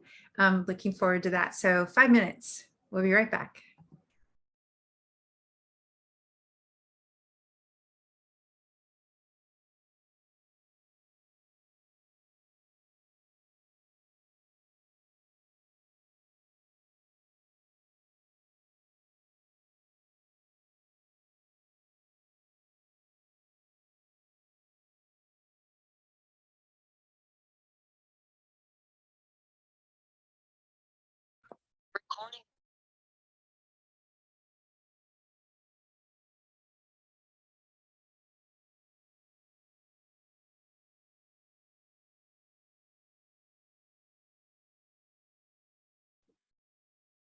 Precious, your video is still on.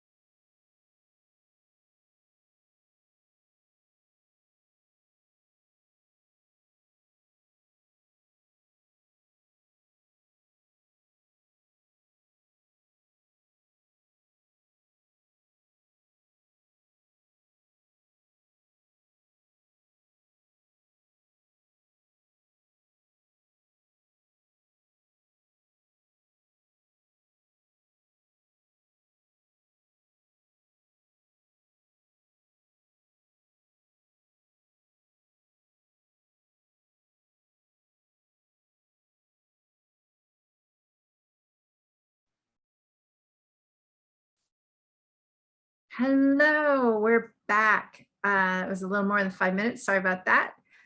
So we are ready for our final team, which is team 1, the Super Axe Hacker Attackers. So if our team, yay! If our team could please come on. Great, your videos are all on. If you could turn on your mics, and I'm going to turn it all over to you for your presentation. You have 10 minutes, and then the judges will ask you questions, as you have seen, for the next 10 minutes after that, and then we'll go to next steps. So please welcome our new team. Yay. Hi. Hello.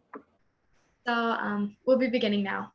Hi, my name is Alejandra Gonzalez, and I'm the CEO of Econistas. Econistas is a scalable app and website that platforms women-owned businesses, as well as a mainstream for eco and environmentally helpful products and impactful gatherings on the environment. With Econistas, we not only create a healthy mental impact, but as well as a physical impact. Econistas is a nonprofit with a profit. It takes what we get and recycles it towards our environment. I'm here with my colleagues, Olivia, Fiona, and Nisha. Hello, I am Olivia Johnson, the VP Operations for Econistas. Hello, I'm Fiona Brennan, the Vice President of Marketing for Econistas. Our app is targeted specifically at women-owned businesses that are just getting off their feet and need recognition. Hi, I'm Nisha Shastri, and I'm the VP of Finance. While we help small businesses, we use our app to spread word about local cleanups, impacts on the environment, and how we can help bring down climate change.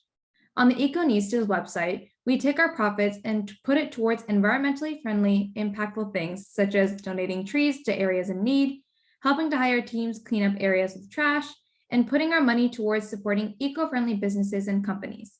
Econistas is better than most shopping sites and apps because we have cheaper subscription rates than other companies, such as Amazon or Etsy, by about $7. While for now we take about 10% of the profits from our partners, that can easily decrease with the increase of people on our website who decide to partner with us. On our site and app, we have an option to donate $1 before paying for your final purchases to plant a tree, but with a fun catch. If you donate $20, then you have the option to pick any number of items under the purchase of $20. As well as having fun events where you can win prizes from the shop, depending on how much area you were able to clean up. The top 3 people who cleaned up the most trash will be awarded with a free surprise bag from the site. We give prizes at the end since cleaning up or helping the environment for free isn't realistically some people's best interests. So by doing this, we're able to introduce a reward system and hopefully gain more volunteers to encourage them to help the environment. Econistas is a platform for small business women as well as an eco-driven site that helps reduce climate change. It helps reduce carbon emission as well as combat the impacts of fast fashion, which includes water pollution, air pollution, microfibers, child labor, and deforestation. Fast fashion is the idea of purveyors producing large quantities of trendy clothing using cheap textiles, materials, and dyes harmful to the environment, only to have them tossed out and replaced as new trends are developed. The fashion industry accounts for more than 10% of the carbon emission, but with Econistas to promote an alternative way to shop and show more suitable ways.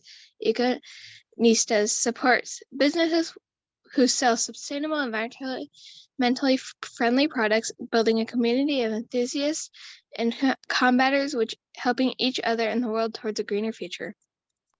But sustainable materials are often costly, which can hinder or drive away purveyors. And prices of merchandise can also drive away customers who aren't aware of the benefits.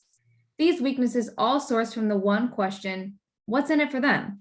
Well, in order to combat these weaknesses, we've suggested sponsoring 50% of the cost of materials, encouraging business owners to switch to a sustainable merchandise, and providing Econista certification, reflecting the business's promise of net zero emissions in the production of their companies, as well as natural production material.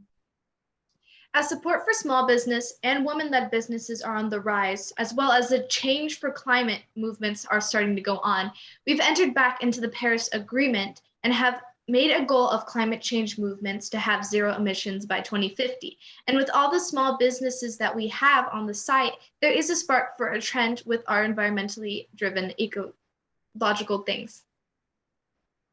DressX, a Meta Closet company, also indirectly achieves goals of sustainability through their VR or AR fashion pieces and NFT incorporation. However, unlike our company, they do not directly assist the environment, and our platform simultaneously helps the environment and builds a community. Other threats to our business are social media sites with business groups. They are able to learn from each other and compare to gain knowledge. However, they are exclusive to the business owners, and their customers must then seek them out on their own. Restoration is one of the biggest sustainable clothing companies. However, Econista is estimated to be a forum where many small businesses come together to sell their products instead of us producing the products. So how do we actually get the ball rolling? Well, we'll start by launching a GoFundMe page explaining our inspiration and cause to provide seed funding, and then our profits come in through donations and business commission. Our return on investment model for sustainability typically defines and tracks results in 4 different categories: cost savings, increased sales, employee recruitment and satisfaction, and risk reduction. For the businesses, we'll be tracking their manufacturing processes, facilities, product design and end-of-life management, which is how they'll dispose of the products afterwards, green office services, which is employing green vendors, and the IT front to achieve the above 4 categories. Bottom line is, a green business is a good business. These women will be able to learn from each other, grow together, and become strong and supported in a healthy community of fellow entrepreneurs. The site will allow them to be seen by millions and start off their business with confidence. We thus are targeting the 15 to 35-year-old age range full of newly founded businesses. It's very difficult for women-owned businesses to thrive on their own. They need stability, and it's hard for them to get. They lack confidence because it's never been easy for them to persuade others in a world that's against them. Being with others who have experienced the same struggles helps them realize they're not alone in this. Our plan is to post ads within large groups of business owners on social media. These will be approached differently depending on the app, as older business owners tend to use Facebook, and younger millennials will tend to show their businesses on TikTok. We will place ads on wholesale and shipping sites, and will create a high SEO for our website. Our go-to-market strategy will consist of higher SEO, organizing events with brand name companies with similar ICP, researching our competitors and threats in our SWOT model, gathering offers from BOFU or bottom of funnel markets to eventually TOFU, top of funnel markets, and presenting our company to different social media sites and groups. Knowing that our businesses will help out women-owned businesses, but also helps with the environment and climate change by hosting cleanups and tree planting. It creates an augmented product that exceeds people's expectations and makes us a preferable company to our competitors, giving us a high proposition value. So we are Econistas. Econistas. Thank you all so much for your time. If you have any questions, please let us know. So let me stop presenting. Thank you, girls. That was amazing. Okay, judges, you have 10 minutes to grill the girls. Awesome. I was just curious, you said your app was going to be better than most shopping apps. Do you think you could just summarize in a couple bullet points, like bottom line, why would I as a customer want to find Econistas? With the change in the market, especially with what's been going on now, there's a sudden increase in a lot of the products that we have to sell. So a lot of things that I've noticed is that over the years, things like Amazon, Etsy, all of these other shopping sites, they're more expensive, and they're only helping mostly these big companies, or sometimes a lot of things end up in scams. So with Econistas, what we're doing is we're going to give out, we have profiles for the businesses so that they as themselves are able to market in case they want to leave the site. And so we as a business are helping them be able to access that. And we want our customers to be able to trust them as well as us. So when we say better, we meant on a better wavelength, because usually that's a very hard thing to think about when you're dealing with online businesses. Did I hear you say that you'd be providing 50% off in terms of raw materials that are sustainable to the, is that, like, did I hear that right? And if so, where is that funding coming from? So that funding would go from our GoFunding page from the beginning. So we will be collecting the money from online sites, from probably out of pocket, which is something you'll have to do when you're trying to make a change in the future. So really, that change with the profit we make will not only be from the 10% we're making from our partners, but as well as the money we're making from the GoFundMe.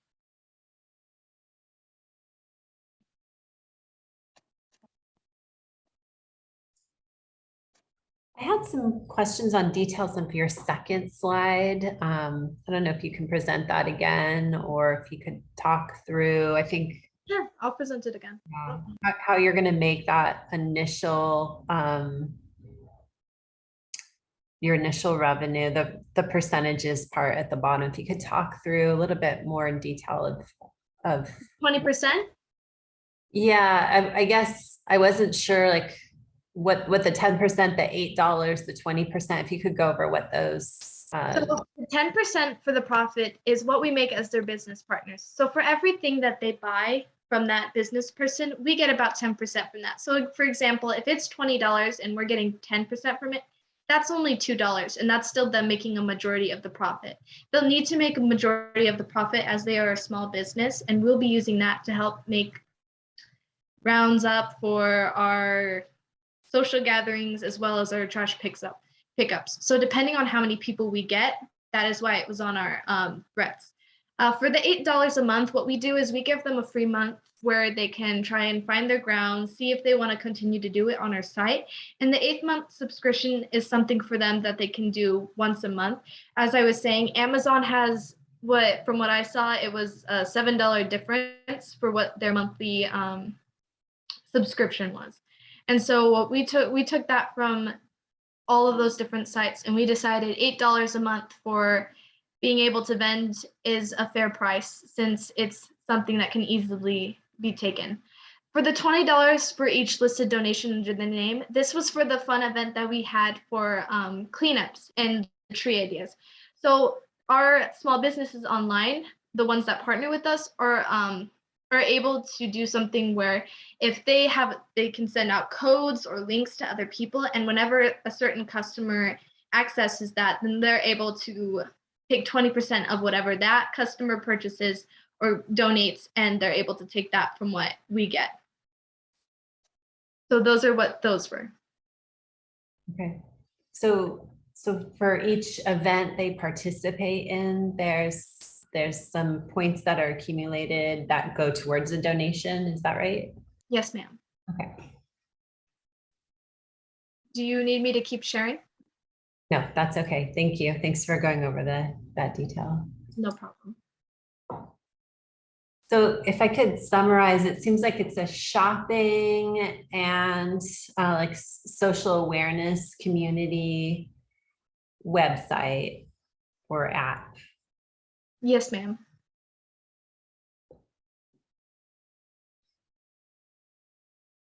How will you ensure that the products that are being sold are actually manufactured in a sustainable fashion, and that people are not just claiming it but not actually following through on it? Yeah, so there is that as a threat or a weakness of our company. However, we are making sure that everyone is doing what they say they're doing, which will obviously take a lot of time, but they have to go through like thorough checks to make sure that what they're saying they're doing is true, because that does happen a lot. You're right. And that's kind of where certification comes in. I was just doing regular site visits or background checks in these companies that are carrying our certification, just to make sure that they are fulfilling what they've promised on a regular basis.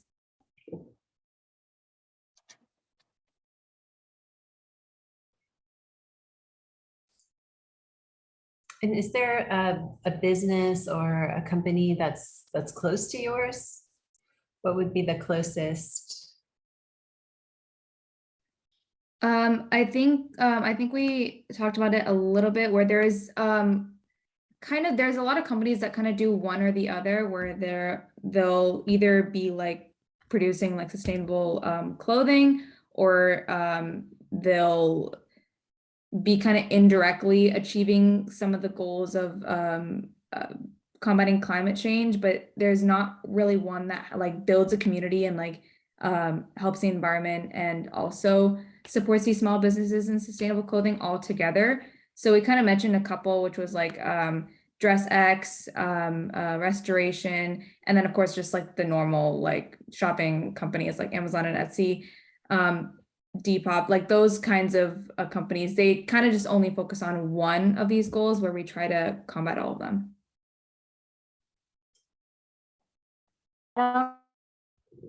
What Alicia said, that's pretty similar to what we are kind of achieving in the sense that we're all building this community, because I know there are a lot of Facebook groups that have different businesses on them and they all come together and they're like, hey, give me tips on this or give me tips on that.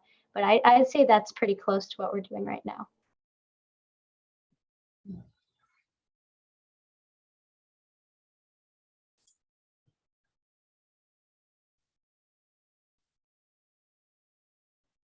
How did you get the idea for this company? Where did that come from? The idea for this was one day Diane was talking to us about how a lot of small business women or women in general are looked down upon when they're the majority. And so I was thinking up of an idea already that was going to be a platform where people were going to be able to buy more eco-friendly and more environmentally impactful things. So I thought if I would be able to talk with my other group members and try and see, hey, what if we made an app or a website that helps out those women-owned businesses as well as helping the environment? And I kind of thought it would be like a fun woman-ran Amazon type thing. Have you considered the cost to build this versus the gains that you will get? I mean, how will this type of have you done any analysis as to how this business will be sustainable in the long run of revenues that you might generate versus the cost it would take to build such a system?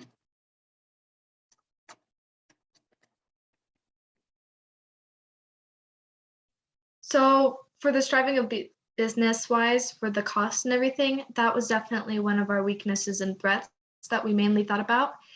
As we know, before we launched the page, we decided that we would try and get a certain number of businesses on our side before we tried in doing everything, as well as a collection of certain money that we would be able to save out of pocket and from the GoFundMe. And so what we really got into was the thought that, okay, if we're going to make this site, we got to think of majority, quality, cost-wise, and definitely advertisement. So towards cost-wise, I'd say we would out of pocket try and save about $500 combined with the GoFundMe, and we would put that towards backup plans for the companies or small businesses. And then I would just adding on, oh, sorry, Fiona, do you want to go ahead? No, you go first. I was just gonna say, down the line with gaining more money and talking to investors, I think one appealing thing that we kind of touched on to investors is that we have entered back into the Paris Agreement, and one of the goals that we have that we're trying to work towards is reducing our carbon emissions by 75% by 2040 and completely achieving a net zero emission by 2050. And so in order to reach those kinds of goals, I think more and more businesses will start to want to shift more towards a sustainable way of producing their products. And so I think investors will also be interested in that. And so because that's a really big part of our company, I think that's one appealing thing that might be good for investors. Also, I know like money can't come out of like nowhere. You have to get loans first, but I was doing some research for marketing, and some websites would say Find other name brand companies that are similar to yours and try and do events with those companies just to get your name out there. Because once your name is out there, it's a lot easier to attract different customers, in our case, other businesses.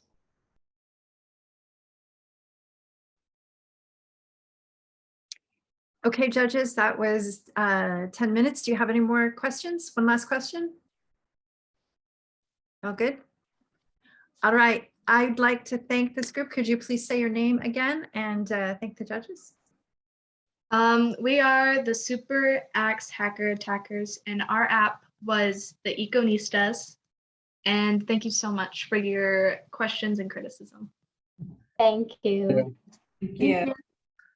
Thank you, girls. Excellent job. So I'd like everyone now to please do the opposite of what you've been doing this whole time, which is to please turn on your microphones and your videos, and let's give everyone in here a huge round of applause. Please turn on your mic. Yay.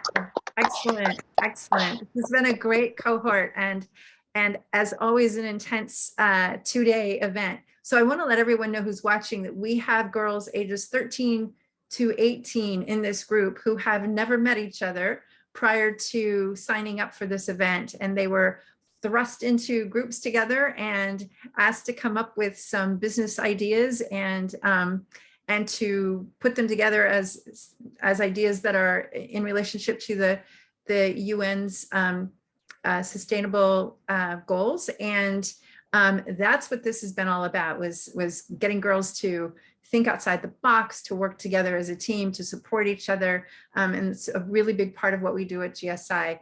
As Diane sends our 2 judges off for their 30 minutes of presentations, I want to say just a couple of things here for the girls. We have 3 girls who are here from very far away. 2 girls, Carolina and Gabriella, are from the UK. And if we please wave. And it is currently 1 in the morning, is that correct? It's currently midnight. It's currently midnight, okay. We also have someone who is from India, and it is tomorrow morning in India. Faya, are you on here? If you could tell what time it is. It's currently 4:24 a.m. There you go. All right. So it's almost 5 in the morning there. So she's tomorrow. She's time traveling back in time to be here with us. And so thank you, girls, so much for your perseverance and your willingness to do whatever it takes to be here and to struggle through time differences and technology issues that we all had this weekend. But we all had them, and we had them together, and we worked through them together, and we pivoted, and we came up with solutions, and you all are just great examples of perseverance. So I want to thank you all so much for that. We also have some mentors here, and I'd really love it if the mentors could raise their hands and just talk a little bit about their experience with going through this program and what it meant for them. So let's start with Faya, since you're the latest time zone, and if our other mentors could raise their hands, and then we'll have each of you speak a little bit. So Faya, you want to go ahead? Yeah. Turn your camera on, or is that possible? What? Can you turn your camera? Yeah. Thank you. Is it on? Okay. Yeah. So last year I was part of GSI. I got to know about this through my older sister. She, I think she did this back in 2016 or something. So I got involved in it. I really liked it, and it's actually what sparked a lot of my passion for business. And I really enjoyed doing it with my group. And we got first place last year with the theme of mental health. And it was just a really fun experience. And when I saw that there was an opportunity to be a mentor, I was like, obviously, I want to help out and maybe make other girls feel the same way. And feel the same passion towards business that I got from this experience last year. Thank you, Thea. Thanks again for being here so late the next, or so early in the morning the next day. Thank you so much. Sana, can you please go ahead? Yeah, hi, my name is Sana. I also participated in a similar challenge last year that was around technology for mental health, and I really enjoyed participating in that, and I got to know Diane really well, and she's helped me a lot. And through this whole Girls STEAM Institute, I've gotten a lot of opportunities and gotten introduced to a lot of new technologies I didn't know existed, like virtual reality, for example. And through that, I've been able to pursue further projects based off of this. And so I was really excited when I got this opportunity to mentor, and I had a really fun 2 days working with everyone. So thank you. Sana, could you explain some of the things you've done since doing this program last year that you got involved with? Yeah, sure. So Diane actually introduced me to the KC Digital Drive, which is doing work with virtual reality and mannequins to train nurses in the nursing school program, because right now what's happening is they are using these lifeless mannequins to train nurses and doctors. And these mannequins are all one body shape, one body type, and they're really expensive. And so the work that KC Digital Drive is doing is using VR to replicate these mannequins and replicate learning on them, but in a virtual reality setting. And so I got to learn about that and talk to some of the people who work on KC Digital Drive, and that led me to pursue some of my own projects in VR and healthcare. So there's a sub part of VR called augmented reality, and so I did a project that used augmented reality for interventional radiologists to help them with their procedures that they're doing, because I don't know how much in detail I should go. But yeah, that's, if you want me to go in more detail, just let me know. That's good. That's good. And did you have any involvement with that before GSI? No, I had zero involvement with it. I knew a little bit about virtual reality, but through GSI, I got my first Oculus headset, which let me explore this whole new world and got me really passionate about this. So yeah. Thank you. Thank you so much. Brianna, can you tell us about your experience? Yeah, please? My name is Brianna, and I went through this program like the other two girls last year as well, and I had a lot of fun with it. And over the past year, I've been involved with GSI, and I've gained a lot of support and mentorship from Diane and the other adult mentors, and it's really and GSI really sparked my interest in business and STEAM. I'm part of a business club and a robotics club with my school, and they gave me the opportunity to come back this year and mentor, and I was really excited, and I was so glad that I got to come back and like see all the projects and hear everyone's presentations and hear all the ideas you guys came up with, because I really enjoyed it. Thank you. And you said you're now involved in a robotics club and a business club? Yeah. That's very cool.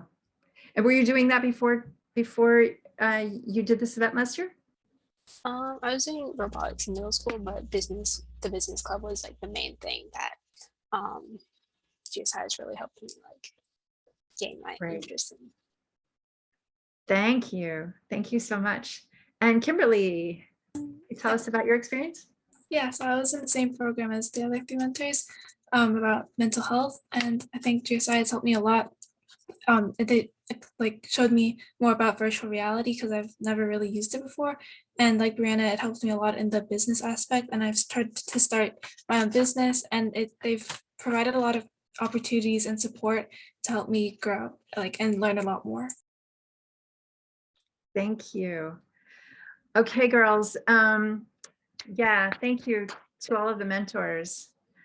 Diane, did you want to send Prasad also Melinda. and Judith. Oh, Melinda, 1 second. Did you want to send Prasad and Judith off to do their judging stuff? So Melinda, please, I'm sorry, I apologize. Please go ahead and tell us about your no worries. I actually just unmuted and turned my camera on, so that's probably why you didn't see me. But unfortunately, I haven't been as involved as a mentor as I would have liked this week, but I did pop in yesterday at some point and I might have met some of you. So definitely I wanted to pop in again today and just sort of see sort of the amazing projects you guys have been working on and the presentations. I think last year I was also a participant of the Mental Health Business Challenge. And I was also on the team that won first place as well. I think definitely last year for me, it was a fantastic experience, really just getting to meet other like-minded people like myself. And also it was a really inspiring experience actually, because before then, I don't think I had much interaction with business, so to speak. I think definitely I've had my experience with VR and also AI, but I think really getting to sort of see that play out and use that to sort of create a solution to something that I would be passionate about. I thought that was definitely a really amazing experience. And it was also really inspiring to see what you guys came up with today. I think you guys did a fantastic job. Even though I wasn't necessarily there along the way, I think being able to see the end products of your guys' hard work was really amazing. So yeah, I just wanted to pop in and say hello. Thank you. Thanks so much. So we do this, we've been doing this since 2014, and we've had girls come through the program and, you know, girls who have not been sure about what they wanted to do, and girls who started very young, and as some of you are, and wanting to sort of see what this was all about, and having ideas about things that they can do expanded by sort of what they learned here. And I hope that this has shown you all how capable you are, and how amazing it is to work with a team of people and support each other. And that's something that I'm really big on, and GSI is really big on, is for us to hold each other up and support each other and lift each other. And if we have struggles, we help each other up, and we don't do the old thing that you know people used to do, which is cut each other down. That's not our way. So we want to lift you up and hold you up and help you out, and I hope you carry that forward with everything you do, and help your cohorts in your work and in your school, and just kind of throughout your careers and your life. That's something that's really important to us. So I think what we're going to do now is we're all going to come back in 25 minutes. And in 25 minutes, we will have an opportunity to hear what the judges have to say. And that'll be wrapping up this event. So if you want to take a little break for 25 minutes, if anybody has anything else they want to say or ask, please raise your hand, feel free, and we can do that now, or you can all go have a little break. Okay. See you back here in 25 minutes.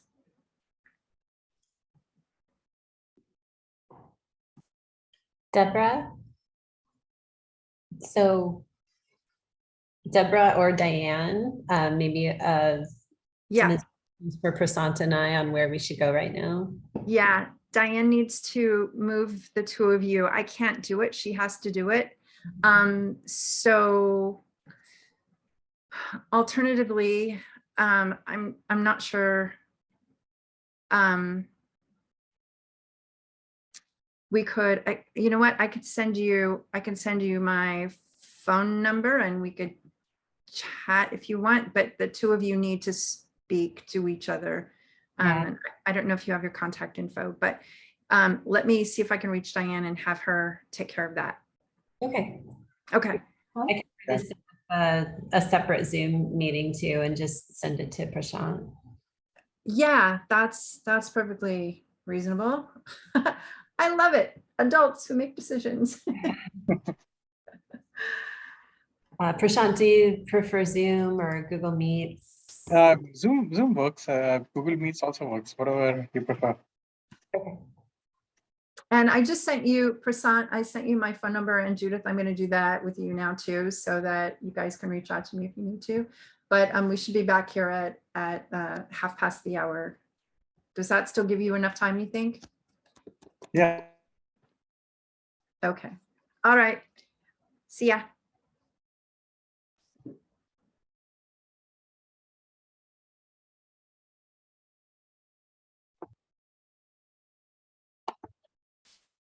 Deb, I just moved him into room 6. You did? Yeah. Okay, because they were wondering. Okay. No, they're in room 6 now. Okay, perfect. Thank you. You bet. Are we off the air? Nope, we're on. We're still on. We're just. Yep. She's not doing the interview? Nothing's changed. She's just going to work around it, but we can introduce the mentors like we talked about. Okay, Diane, let's get off of here. If you could mute, and I will give you a call.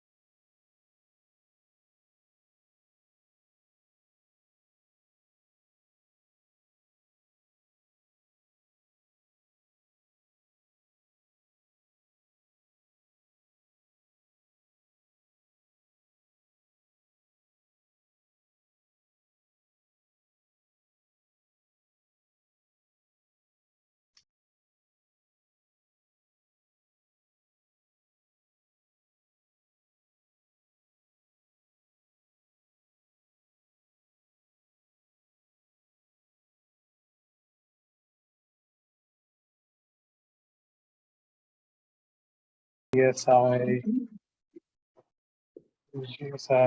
rubric. Hi, Diane. And There we share. Hey, Diane. We had some questions for you. Sure. So we're going to combine our notes. We're assuming when we go back into the main room that we will be giving like the kind of the strengths and weaknesses of the team's proposals. Mhm. We'll have some pros and cons for our feedback for every team. Mhm. And then at the end, will we announce the awards? Yes. Giving awards to. Yes. In fact, what has worked in the past too is you ask for the team by name, the two teams by name to come up, or yeah, we'll darken the other. Well, I don't know. Maybe we'll keep all the screens open, but tell them that you'd like to talk to the two teams that you want to, and just tell them that we decided, we would like to award you for the social impact or the other one for the innovation, however you want to do that. I know when we did it in person, those two teams would come back up on stage, but we're not going to be doing it that way. But however you are comfortable in doing that. Okay. Okay, great. I think we're gonna need a touch more time. We're just putting together our thoughts on each team. Sure. Into a single document. Okay, great. Well, one of our board members showed up, so we can, do you want to, what time do you want to say, like at 20 to 5? We have the room until 5:30. Oh yeah, that would be great if we could have 20 till 5. Okay, great. I'll tell Deb, and then we'll fill in the gap with Carrie's going to talk about her.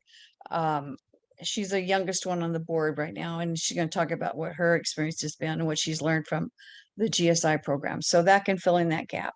And then one more question, Diane, because we noticed some teams had 2 people and some had the full 4 people.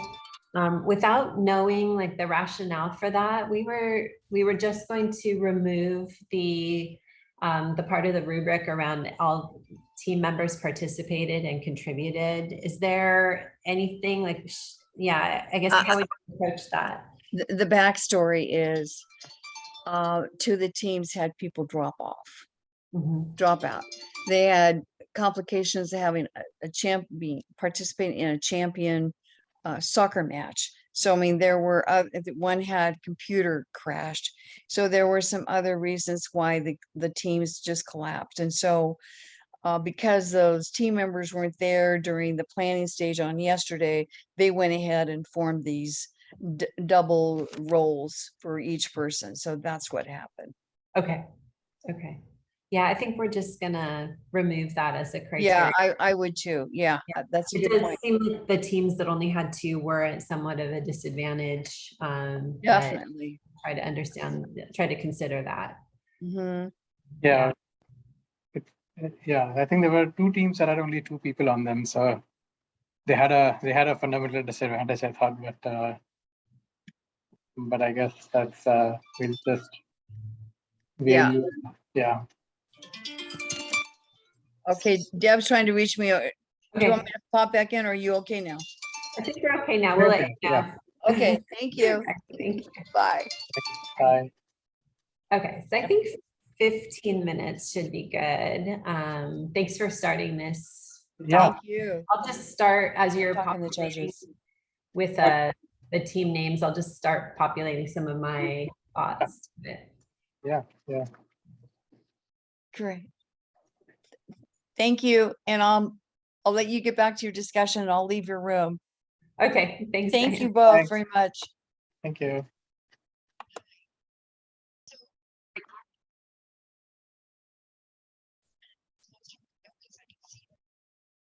Okay.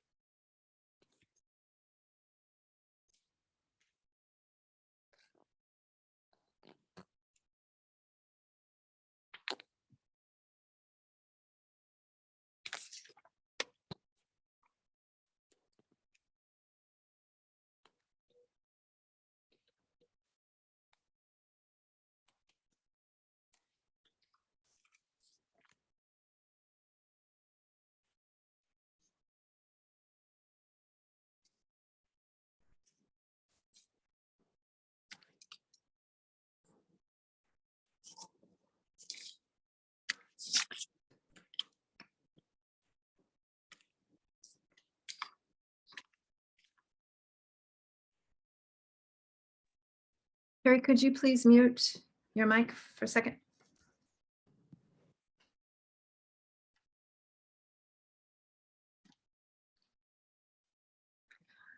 Okay, everyone, welcome back. It's a little later than we said by 2 minutes.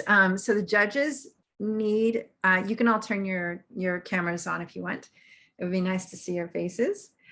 The judges need an extra 2 minutes, or two, I'm sorry. The judges need an extra 10 minutes. So they're gonna be just a little bit longer. But while we're waiting, I just wanted to thank our board.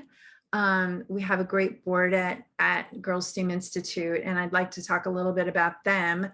And I'm going to start with talking about introducing you to one of our board members, Carrie Norris, who is here right now. Carrie, if you could, we are actually streaming live, everyone. So we're streaming in Altspace VR live. So Carrie, if you could come on and show us your wonderful self and let us hear your wonderful words. We would love to see you and hear what you have to say. Well, thanks, Deb. I should note that Deb is also a fellow board member who's been working very hard to make this event a success and who is a joy to work with every time we collaborate. I'd like to just take a minute and introduce myself. As she said, I'm a member of the STEAM board. I've been a member since 2020. And this all goes back to me meeting Diane McClelland sometime around 2005 or 2006, when we were both serving on the Global Business Committee for the Women's Business Enterprise National Council, which is headquartered in Washington, D.C., where I live. They're just in DuPont Circle. And it was the first time that I really had anyone talk to me about entrepreneurship. And to have that happen in my young adulthood was fantastic. But to have it happen for our young women that are here with us today at an even younger age is really exciting to me, because who knows what they will think of when they are being encouraged to think in this way and to being exposed to people that are in business at such a young age. At that time, I was the head of the global corporate contract program for large business customers at Staples.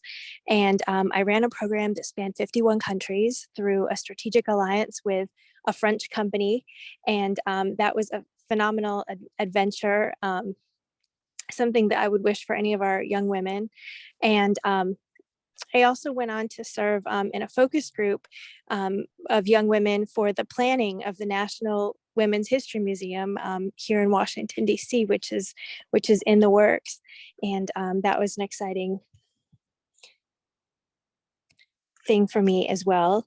And currently I am the Director of Communications at an association of research universities here in the Southeastern United States that work to develop the early version of the internet through a grant with the National Science Foundation.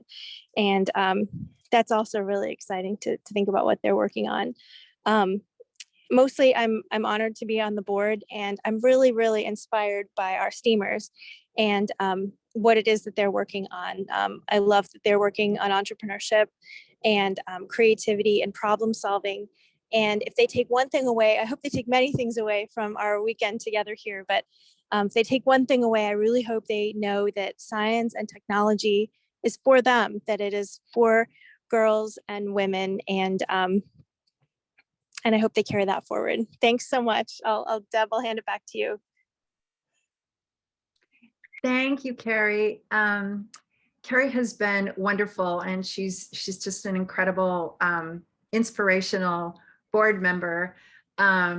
She's fluent in several languages, and that alone is inspiring to me. I'm a little bit envious of that, so that's very cool. And she's also a brilliant woman. So we have a lot of really dedicated and wonderful people on our board. I just want to mention them in addition to the amazing Carrie Norris. Kate Edwards is our chair.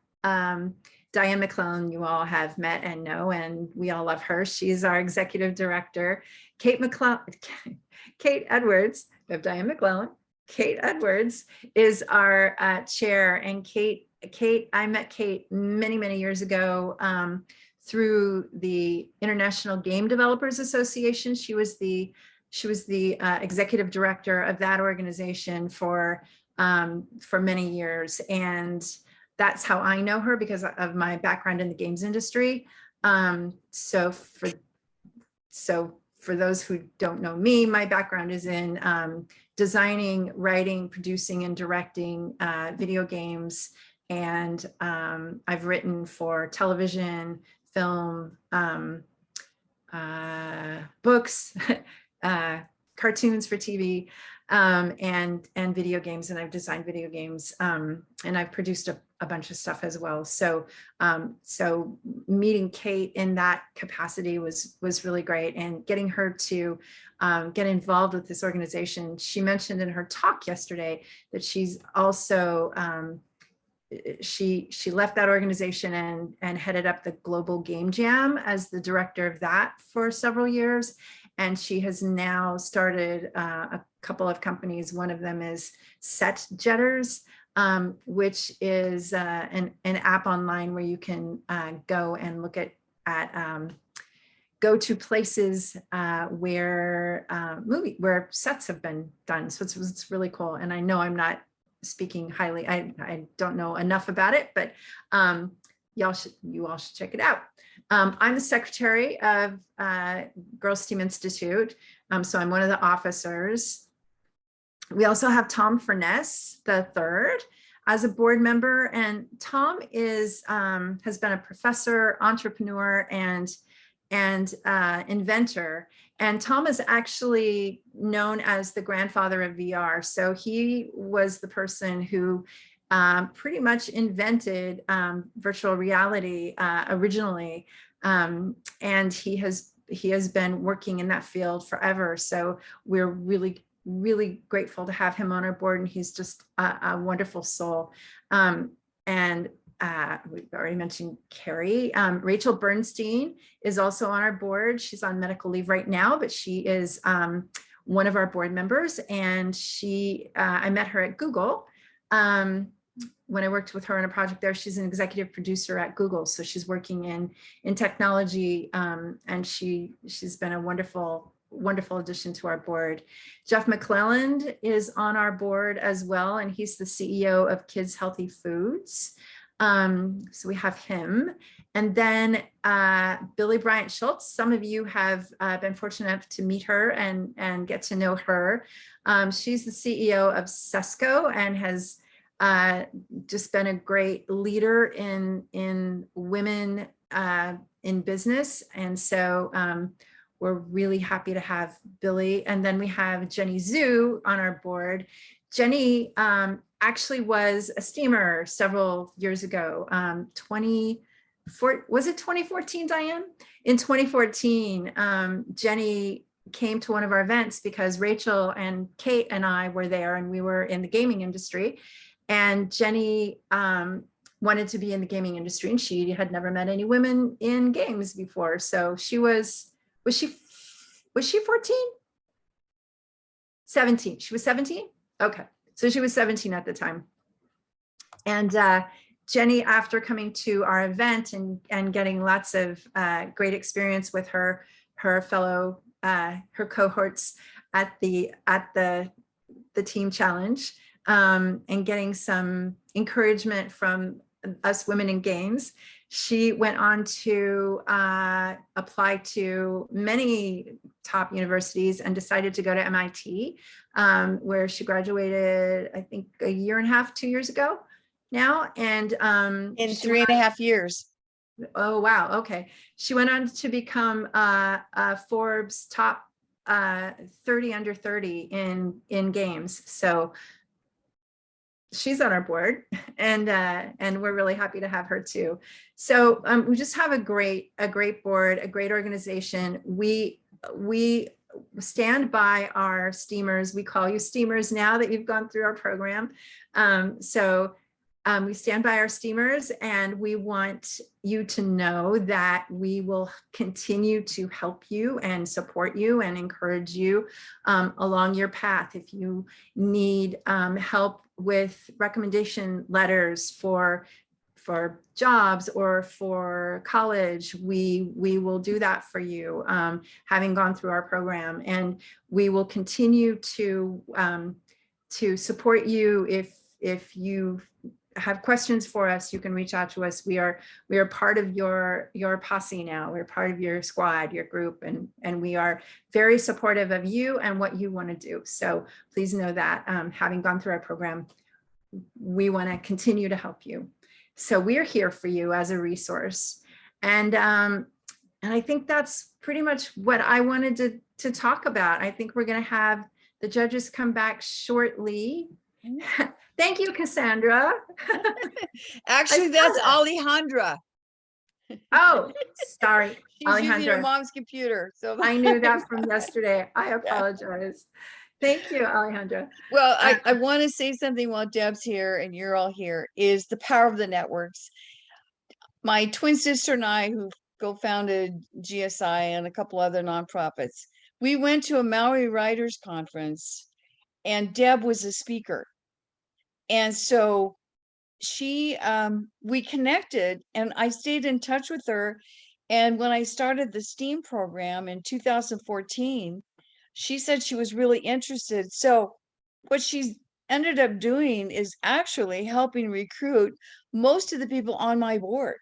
And so you just never know. I mean, some of the girls that you're working with today as part of the team, or some of your mentors, you never know where those connections will take you. So Deborah's just been an invaluable resource.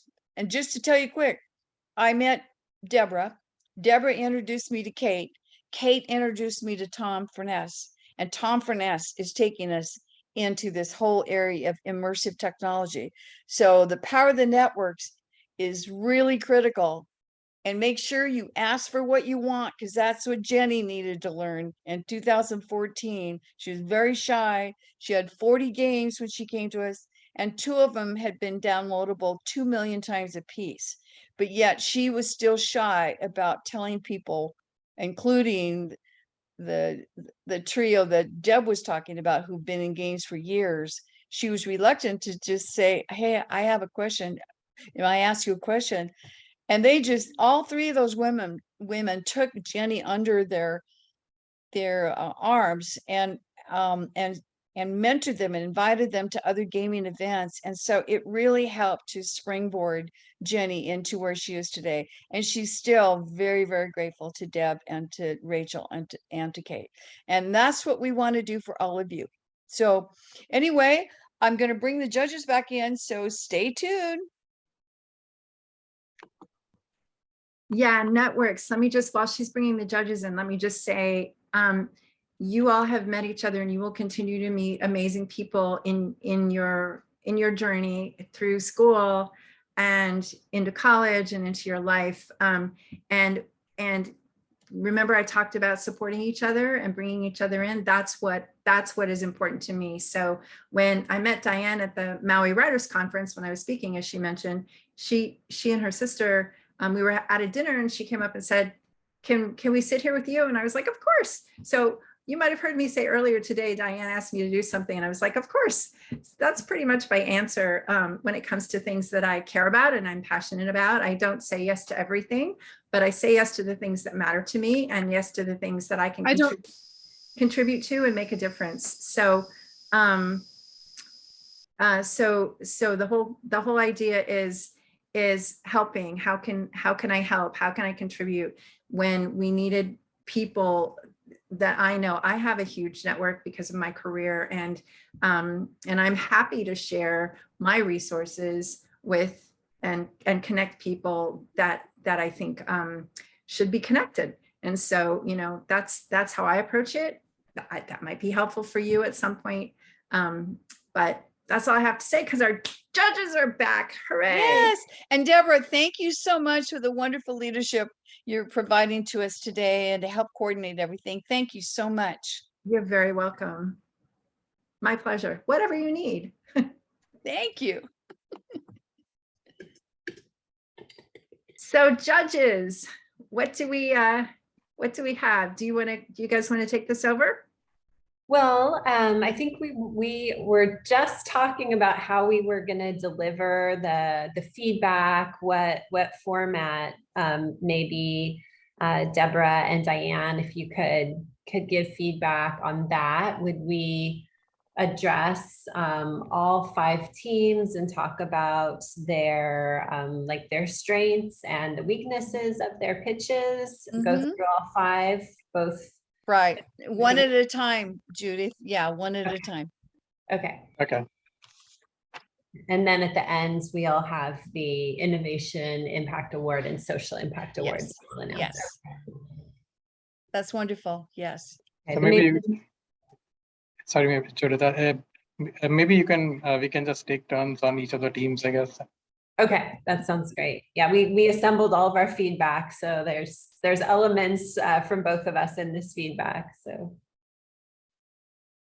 but yeah, we can take turns. Do you want to go ahead and start then, Prashant? Yeah. Okay. Sure. So we'll go in the order of the teams. Team 1, the Super Axe hackers, Econistas. What was really good was beautiful slides and visuals. Not too many words on the slide. You made your PowerPoint presentation really well. You all aligned your business model with achieving the with the UN Climate Accord goals, which is awesome. Good identification of where to sit uniquely within the existing competition that you have. So really good job there. We found that your idea was ambitious and yet achievable, and that can create real change. And all in all, it was a really good presentation and teamwork. So thanks for that. What could be improved? I think it would be nice if you could have introduced the idea in the opening sentence or the first 1 or 2 sentences. If you could have articulated what the idea is before going into the rationale behind the idea. I think that would have oriented us more quickly to the core of the idea.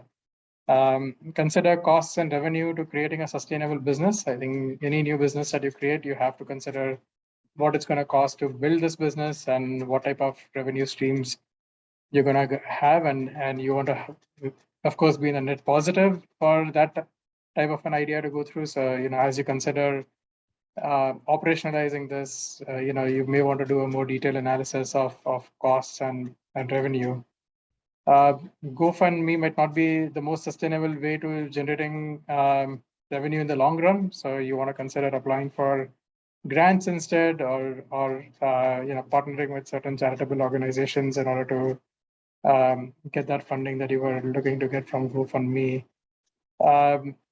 Consider working with certification bodies to avoid costs of doing your own certification. And you want to, of course, watch out for the greenwashing. People try to make all sorts of claims of how green they are, but when you peek under the covers, it's they're not really doing anything green. So you have to, it'll be good for you to, instead of having your own certification, partnering with certification organizations to ensure that all the people in your community or all the vendors on your platform are actually sustainable, and you can stand behind them, because trust is going to be essential for your app to take off.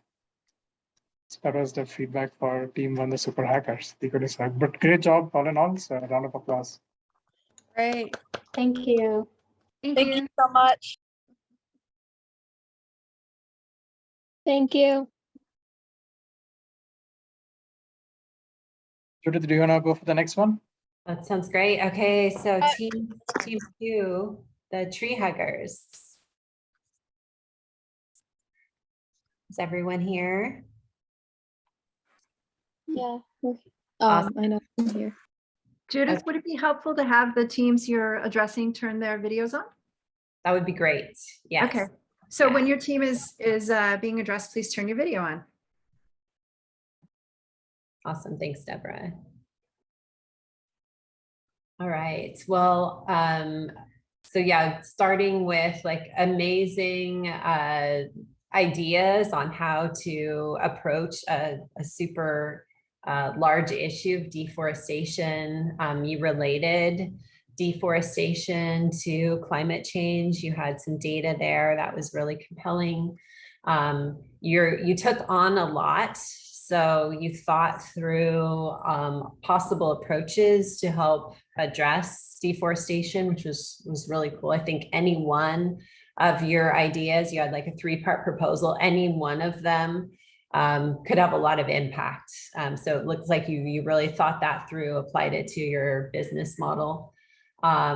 I thought specifically of the 3, the features for shoppers to be able to identify products that have been approved by the Rainforest Alliance would be really useful for consumers. I would go to that app as I'm walking through the store or making purchases online, maybe even combining with other features like health or other types of approvals or certifications that products might have would be really, really helpful.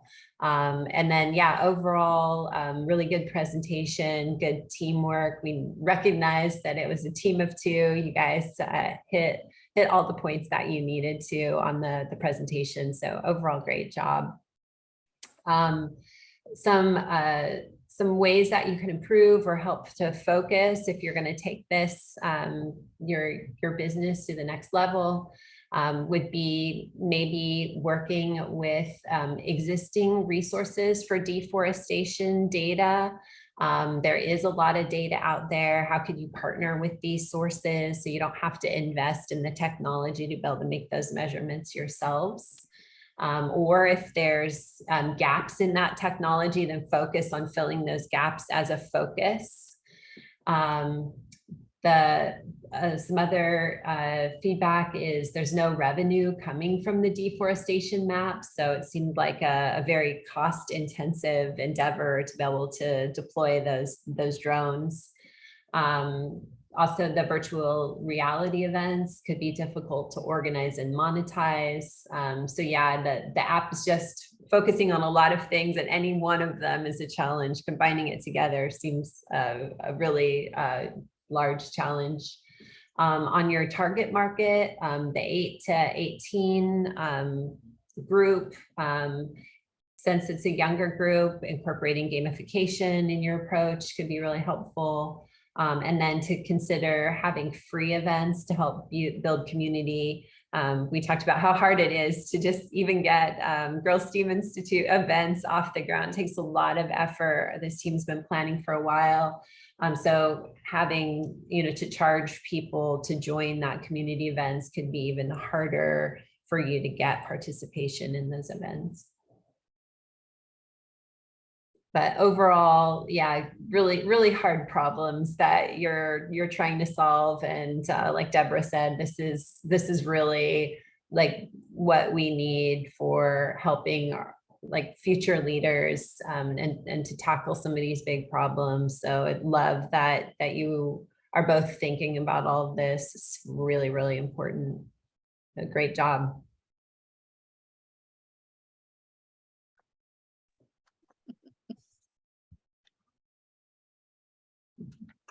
Thank you, Judith. The team 3, the rusty gears or monthlies. Your presentation was very well organized, excellent details on SWOT analysis and business plan, cost model. Very good presentation and teamwork. Really good Q&A session. I think all your passion about this topic came through.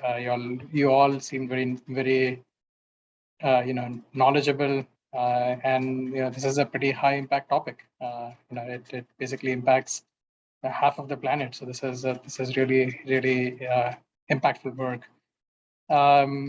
The places where we could do some more work is we found that there are numerous paid period subscription companies that are out there.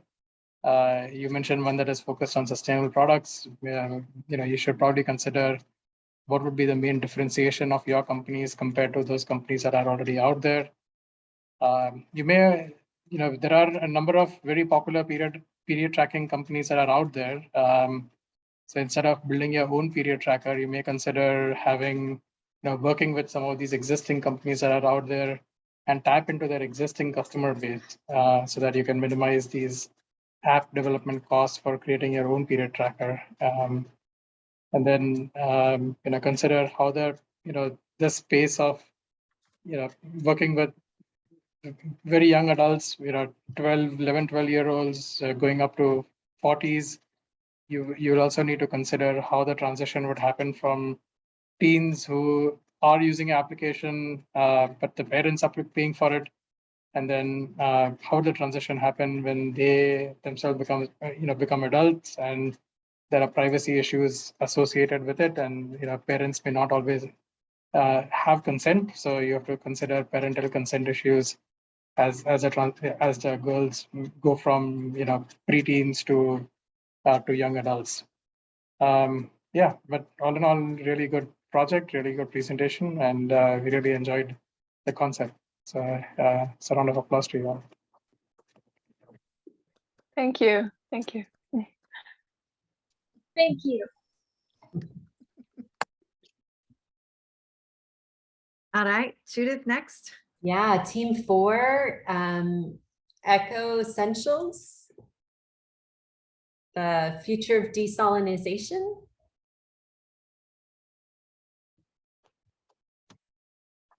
We have everybody. Could the team 4 participants please turn? Yeah, the 3 of them are on. Awesome. Okay, thank you. If you're not part of the team, can you turn your video off, please, for the moment? Thanks. Great. So for team 4, focusing your business model on a really huge and important problem given sea level rise and the impact on the drinking water, sources of drinking water.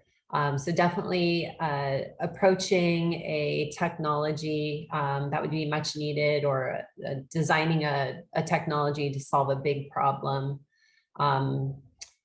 It is a really big problem, and this is part of the critical feedback. Would be great to have more data, so quantifying like how big of a problem is it, and having a little bit more information there would be great. But you drew us along with that, given the information that you provided. So we know it's a big problem, but specifying that would be great. Overall, great presentation and teamwork. You definitely had researched approaches for solving this problem. That was clear. You were aware of your competition with distillation systems, and you had a really strong rationale for why to focus on RO and why it would work. So you definitely had done some research there, and yeah, I want to learn more, definitely. So you piqued my interest in this for sure.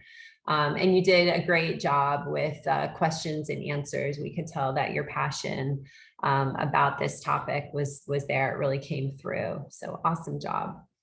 And then for ways to improve, if you're going to move this company forward, focusing on the main value proposition. So really focus on the RO aspect for desalinization and moving that forward to really help focus your business. Also talking about why it would be effective. So this is more on the data side, like what would RO specifically offer that hasn't been used in the past, giving some quantification there. I was curious, like how many systems would a different municipality or country need to be able to provide drinking water for how many people? Some of that information would be really interesting and important to know. How big of an issue is this? How much material could you actually help support?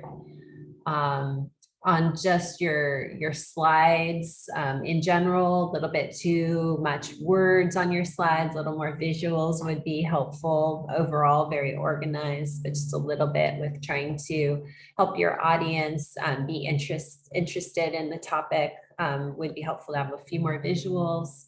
And then, yeah, just quantifying. So more data, more data, more data. Tell us more about why this is an issue specifically and how you would solve it with available data.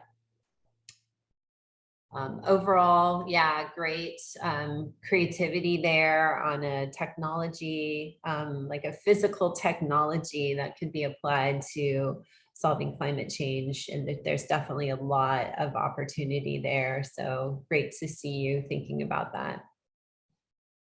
Great job overall. Thanks. Thank you so much, Judith. Thanks, girls. All right, we have one left. And last but not the least, clean energy effect or green makers. A really sort of innovative idea to tackle women inequity and climate change, and adding, you know, gamification to help customers interact with the app. So we found that this, you know, like giving points, you know, creating encouragement amongst the community. That's a really powerful way of inducing behavior change. So I think that was a really good aspect of the application.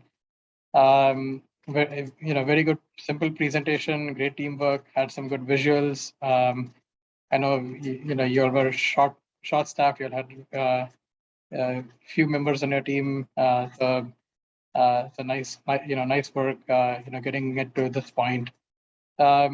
In terms of what could be improved, I mean, the thing is that there is a large competition in the social media space. So you may want to see how to either leverage that competition and instead create a partnership so that you could piggyback on that instead of creating a competitive application where you're going with you know, where you're going against these big social media companies that are already out there. The main source of revenue is coming from the app downloads, and this may be a problem to actually make it profitable.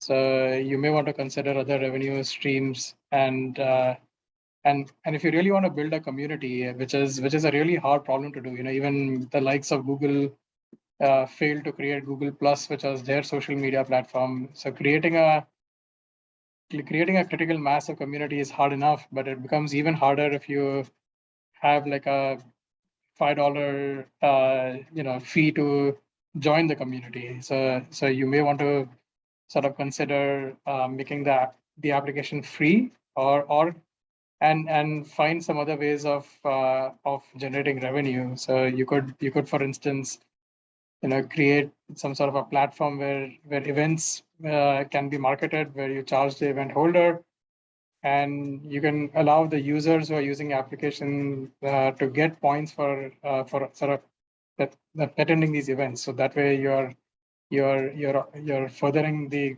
goals, at the same time you're creating some sources of revenue.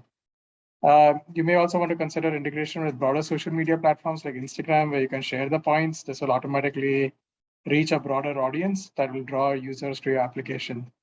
And then we felt that $1.2 million seemed a bit too ambitious to achieve in your initial years, but you know, we completely recognize that this is, you know, if the best WAG that you can have, you know, if it's not something that you can really come up with in 2 days, and so you may want to tune your revenue projections to make it more realistic.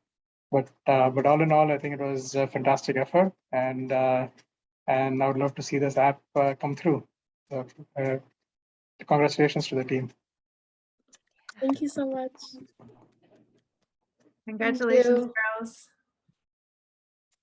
Wow, that judges and teams, congratulations on all the hard work and the innovation and thoughtfulness of your proposals. So now, judges, do we have some winners? Well, they're all winners, but do you have some special recognition you would like to give to 2 different teams? We do it, and it was really difficult. It was really challenging. So it was a very hard decision. And like Prashant just said, like you only had a few days and not 2 days and not even 2 full days. So just seeing the amazing amount of work that you put into what you've started so far is really exciting. And I feel energized as well from seeing all of the great ideas and innovation here. So we'll go through, there's an innovation award, innovation impact award, and social impact award. So Prashant, I'll go ahead and discuss the innovation impact. And then if you want to do the social impact award, that'd be great. So yeah, we deliberated quite a bit on this. It was a really hard decision.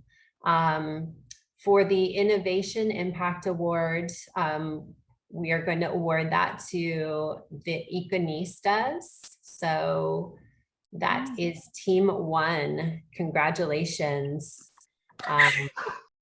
Yeah, very innovative product that you produce. There's a large opportunity there for impacting consumers and helping them to focus their buying decisions. You're tackling some really, really challenging problems that need to be tackled. So supporting solutions for our climate crisis, and then supporting women-owned businesses. Two big impactful endeavors combined into your one company idea. So congratulations. We hope that you'll be able to move this forward. I'll definitely be a customer and an investor. So excited to see that. Thank you so much. Thank you so much. Thank you. Congratulations, girls. Congratulations. So Congratulations. I'm so glad you're excited. and we have another award, and as Judith mentioned, it was really, really hard. That's why it took us a little longer to come back into this room, because there were a lot of contenders for this particular award as well, which is a social impact award. We decided to go with monthlies. They win the social impact award. Very well organized presentation, hit all the pitch perfect points.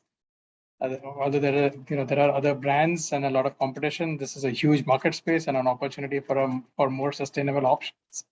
So you all had a very well organized presentation, really good details on the SWOT analysis, business plans, cost models. I thought through it really well. Great presentation and teamwork, and your Q&A session was also a highlight for you, because each one of you contributed to it. All team members were knowledgeable and passionate about the topic, and this at the end of the day has a potential impact of half the planet. So the impact is very significant. So nice job to you, and I do want to recognize all the teams that participated. It wasn't a very easy decision for us, but congratulations, monthlies. Wonderful. Thank you so girls. much. Thank you. Yes, that's wonderful. So excited for you. But really, when you think about it, each one of the teams has a potential of monetizing some of your ideas. It's just becoming, listening to the feedback you got, that how you can maybe streamline it more and maybe have more of a narrow focus, so you're not taking on a huge project in order to make it happen. But I just think that all of you are winners, and we're so excited for you. And thank you so much, Prasan and Judith, for helping us culminate the whole end of our event. And you gave such great advice, and also very astute in the the evaluations you were giving, which is really a tool for each one of the teams to really think about. And our goal is that you will continue thinking about businesses from an entrepreneurial lens, and we will be putting together programs, hopefully starting next year, with women-owned businesses who will act as venture capitalists, who may want to come in and work with you and help provide you funding and more mentorship, so that eventually you'll launch your businesses. And then when these older, more mature businesses, when they want to start retiring or, cutting back or selling their businesses, they will turn to you, and those of you that are being funded by these women-owned businesses, to be the next step. So they could transition their businesses to someone like you in your businesses. So, I mean, there's a lot of opportunities here, and we think women hold up half the sky. And this is the 21st century, which will be the women's century. So you girls can all make it happen. And we can't wait to see what you're going to do, because we need you. And I mentioned this earlier, I'm from the baby boomer generation, and I don't have a long runway like you all do. And so we're expecting big things from you. So thank you so much, girls. And you're part of the family, so don't go away. We're going to have a lot more things planned for you. And Prasant, thank you so much. And Sana, you're here as a mentor. You went through our program last year. We've got Brianna and Kimberly and Faya, all mentors for your group. And so they're part of our family too. And we will all be here to help you go to the next level. So congratulations. And I hope you enjoy the rest of your evening. Thank you so much. And thank you, Deb. You're very welcome. And we'd love to have you all come back and be mentors too. So yes, we'll stay in touch. Thank you so much. Congratulations to everyone. We're so happy for all of the great work that you've done. And we're so impressed by all of you and your brilliance. So thank you. Thank you, girls. Thank you, judges. Thank you, board members.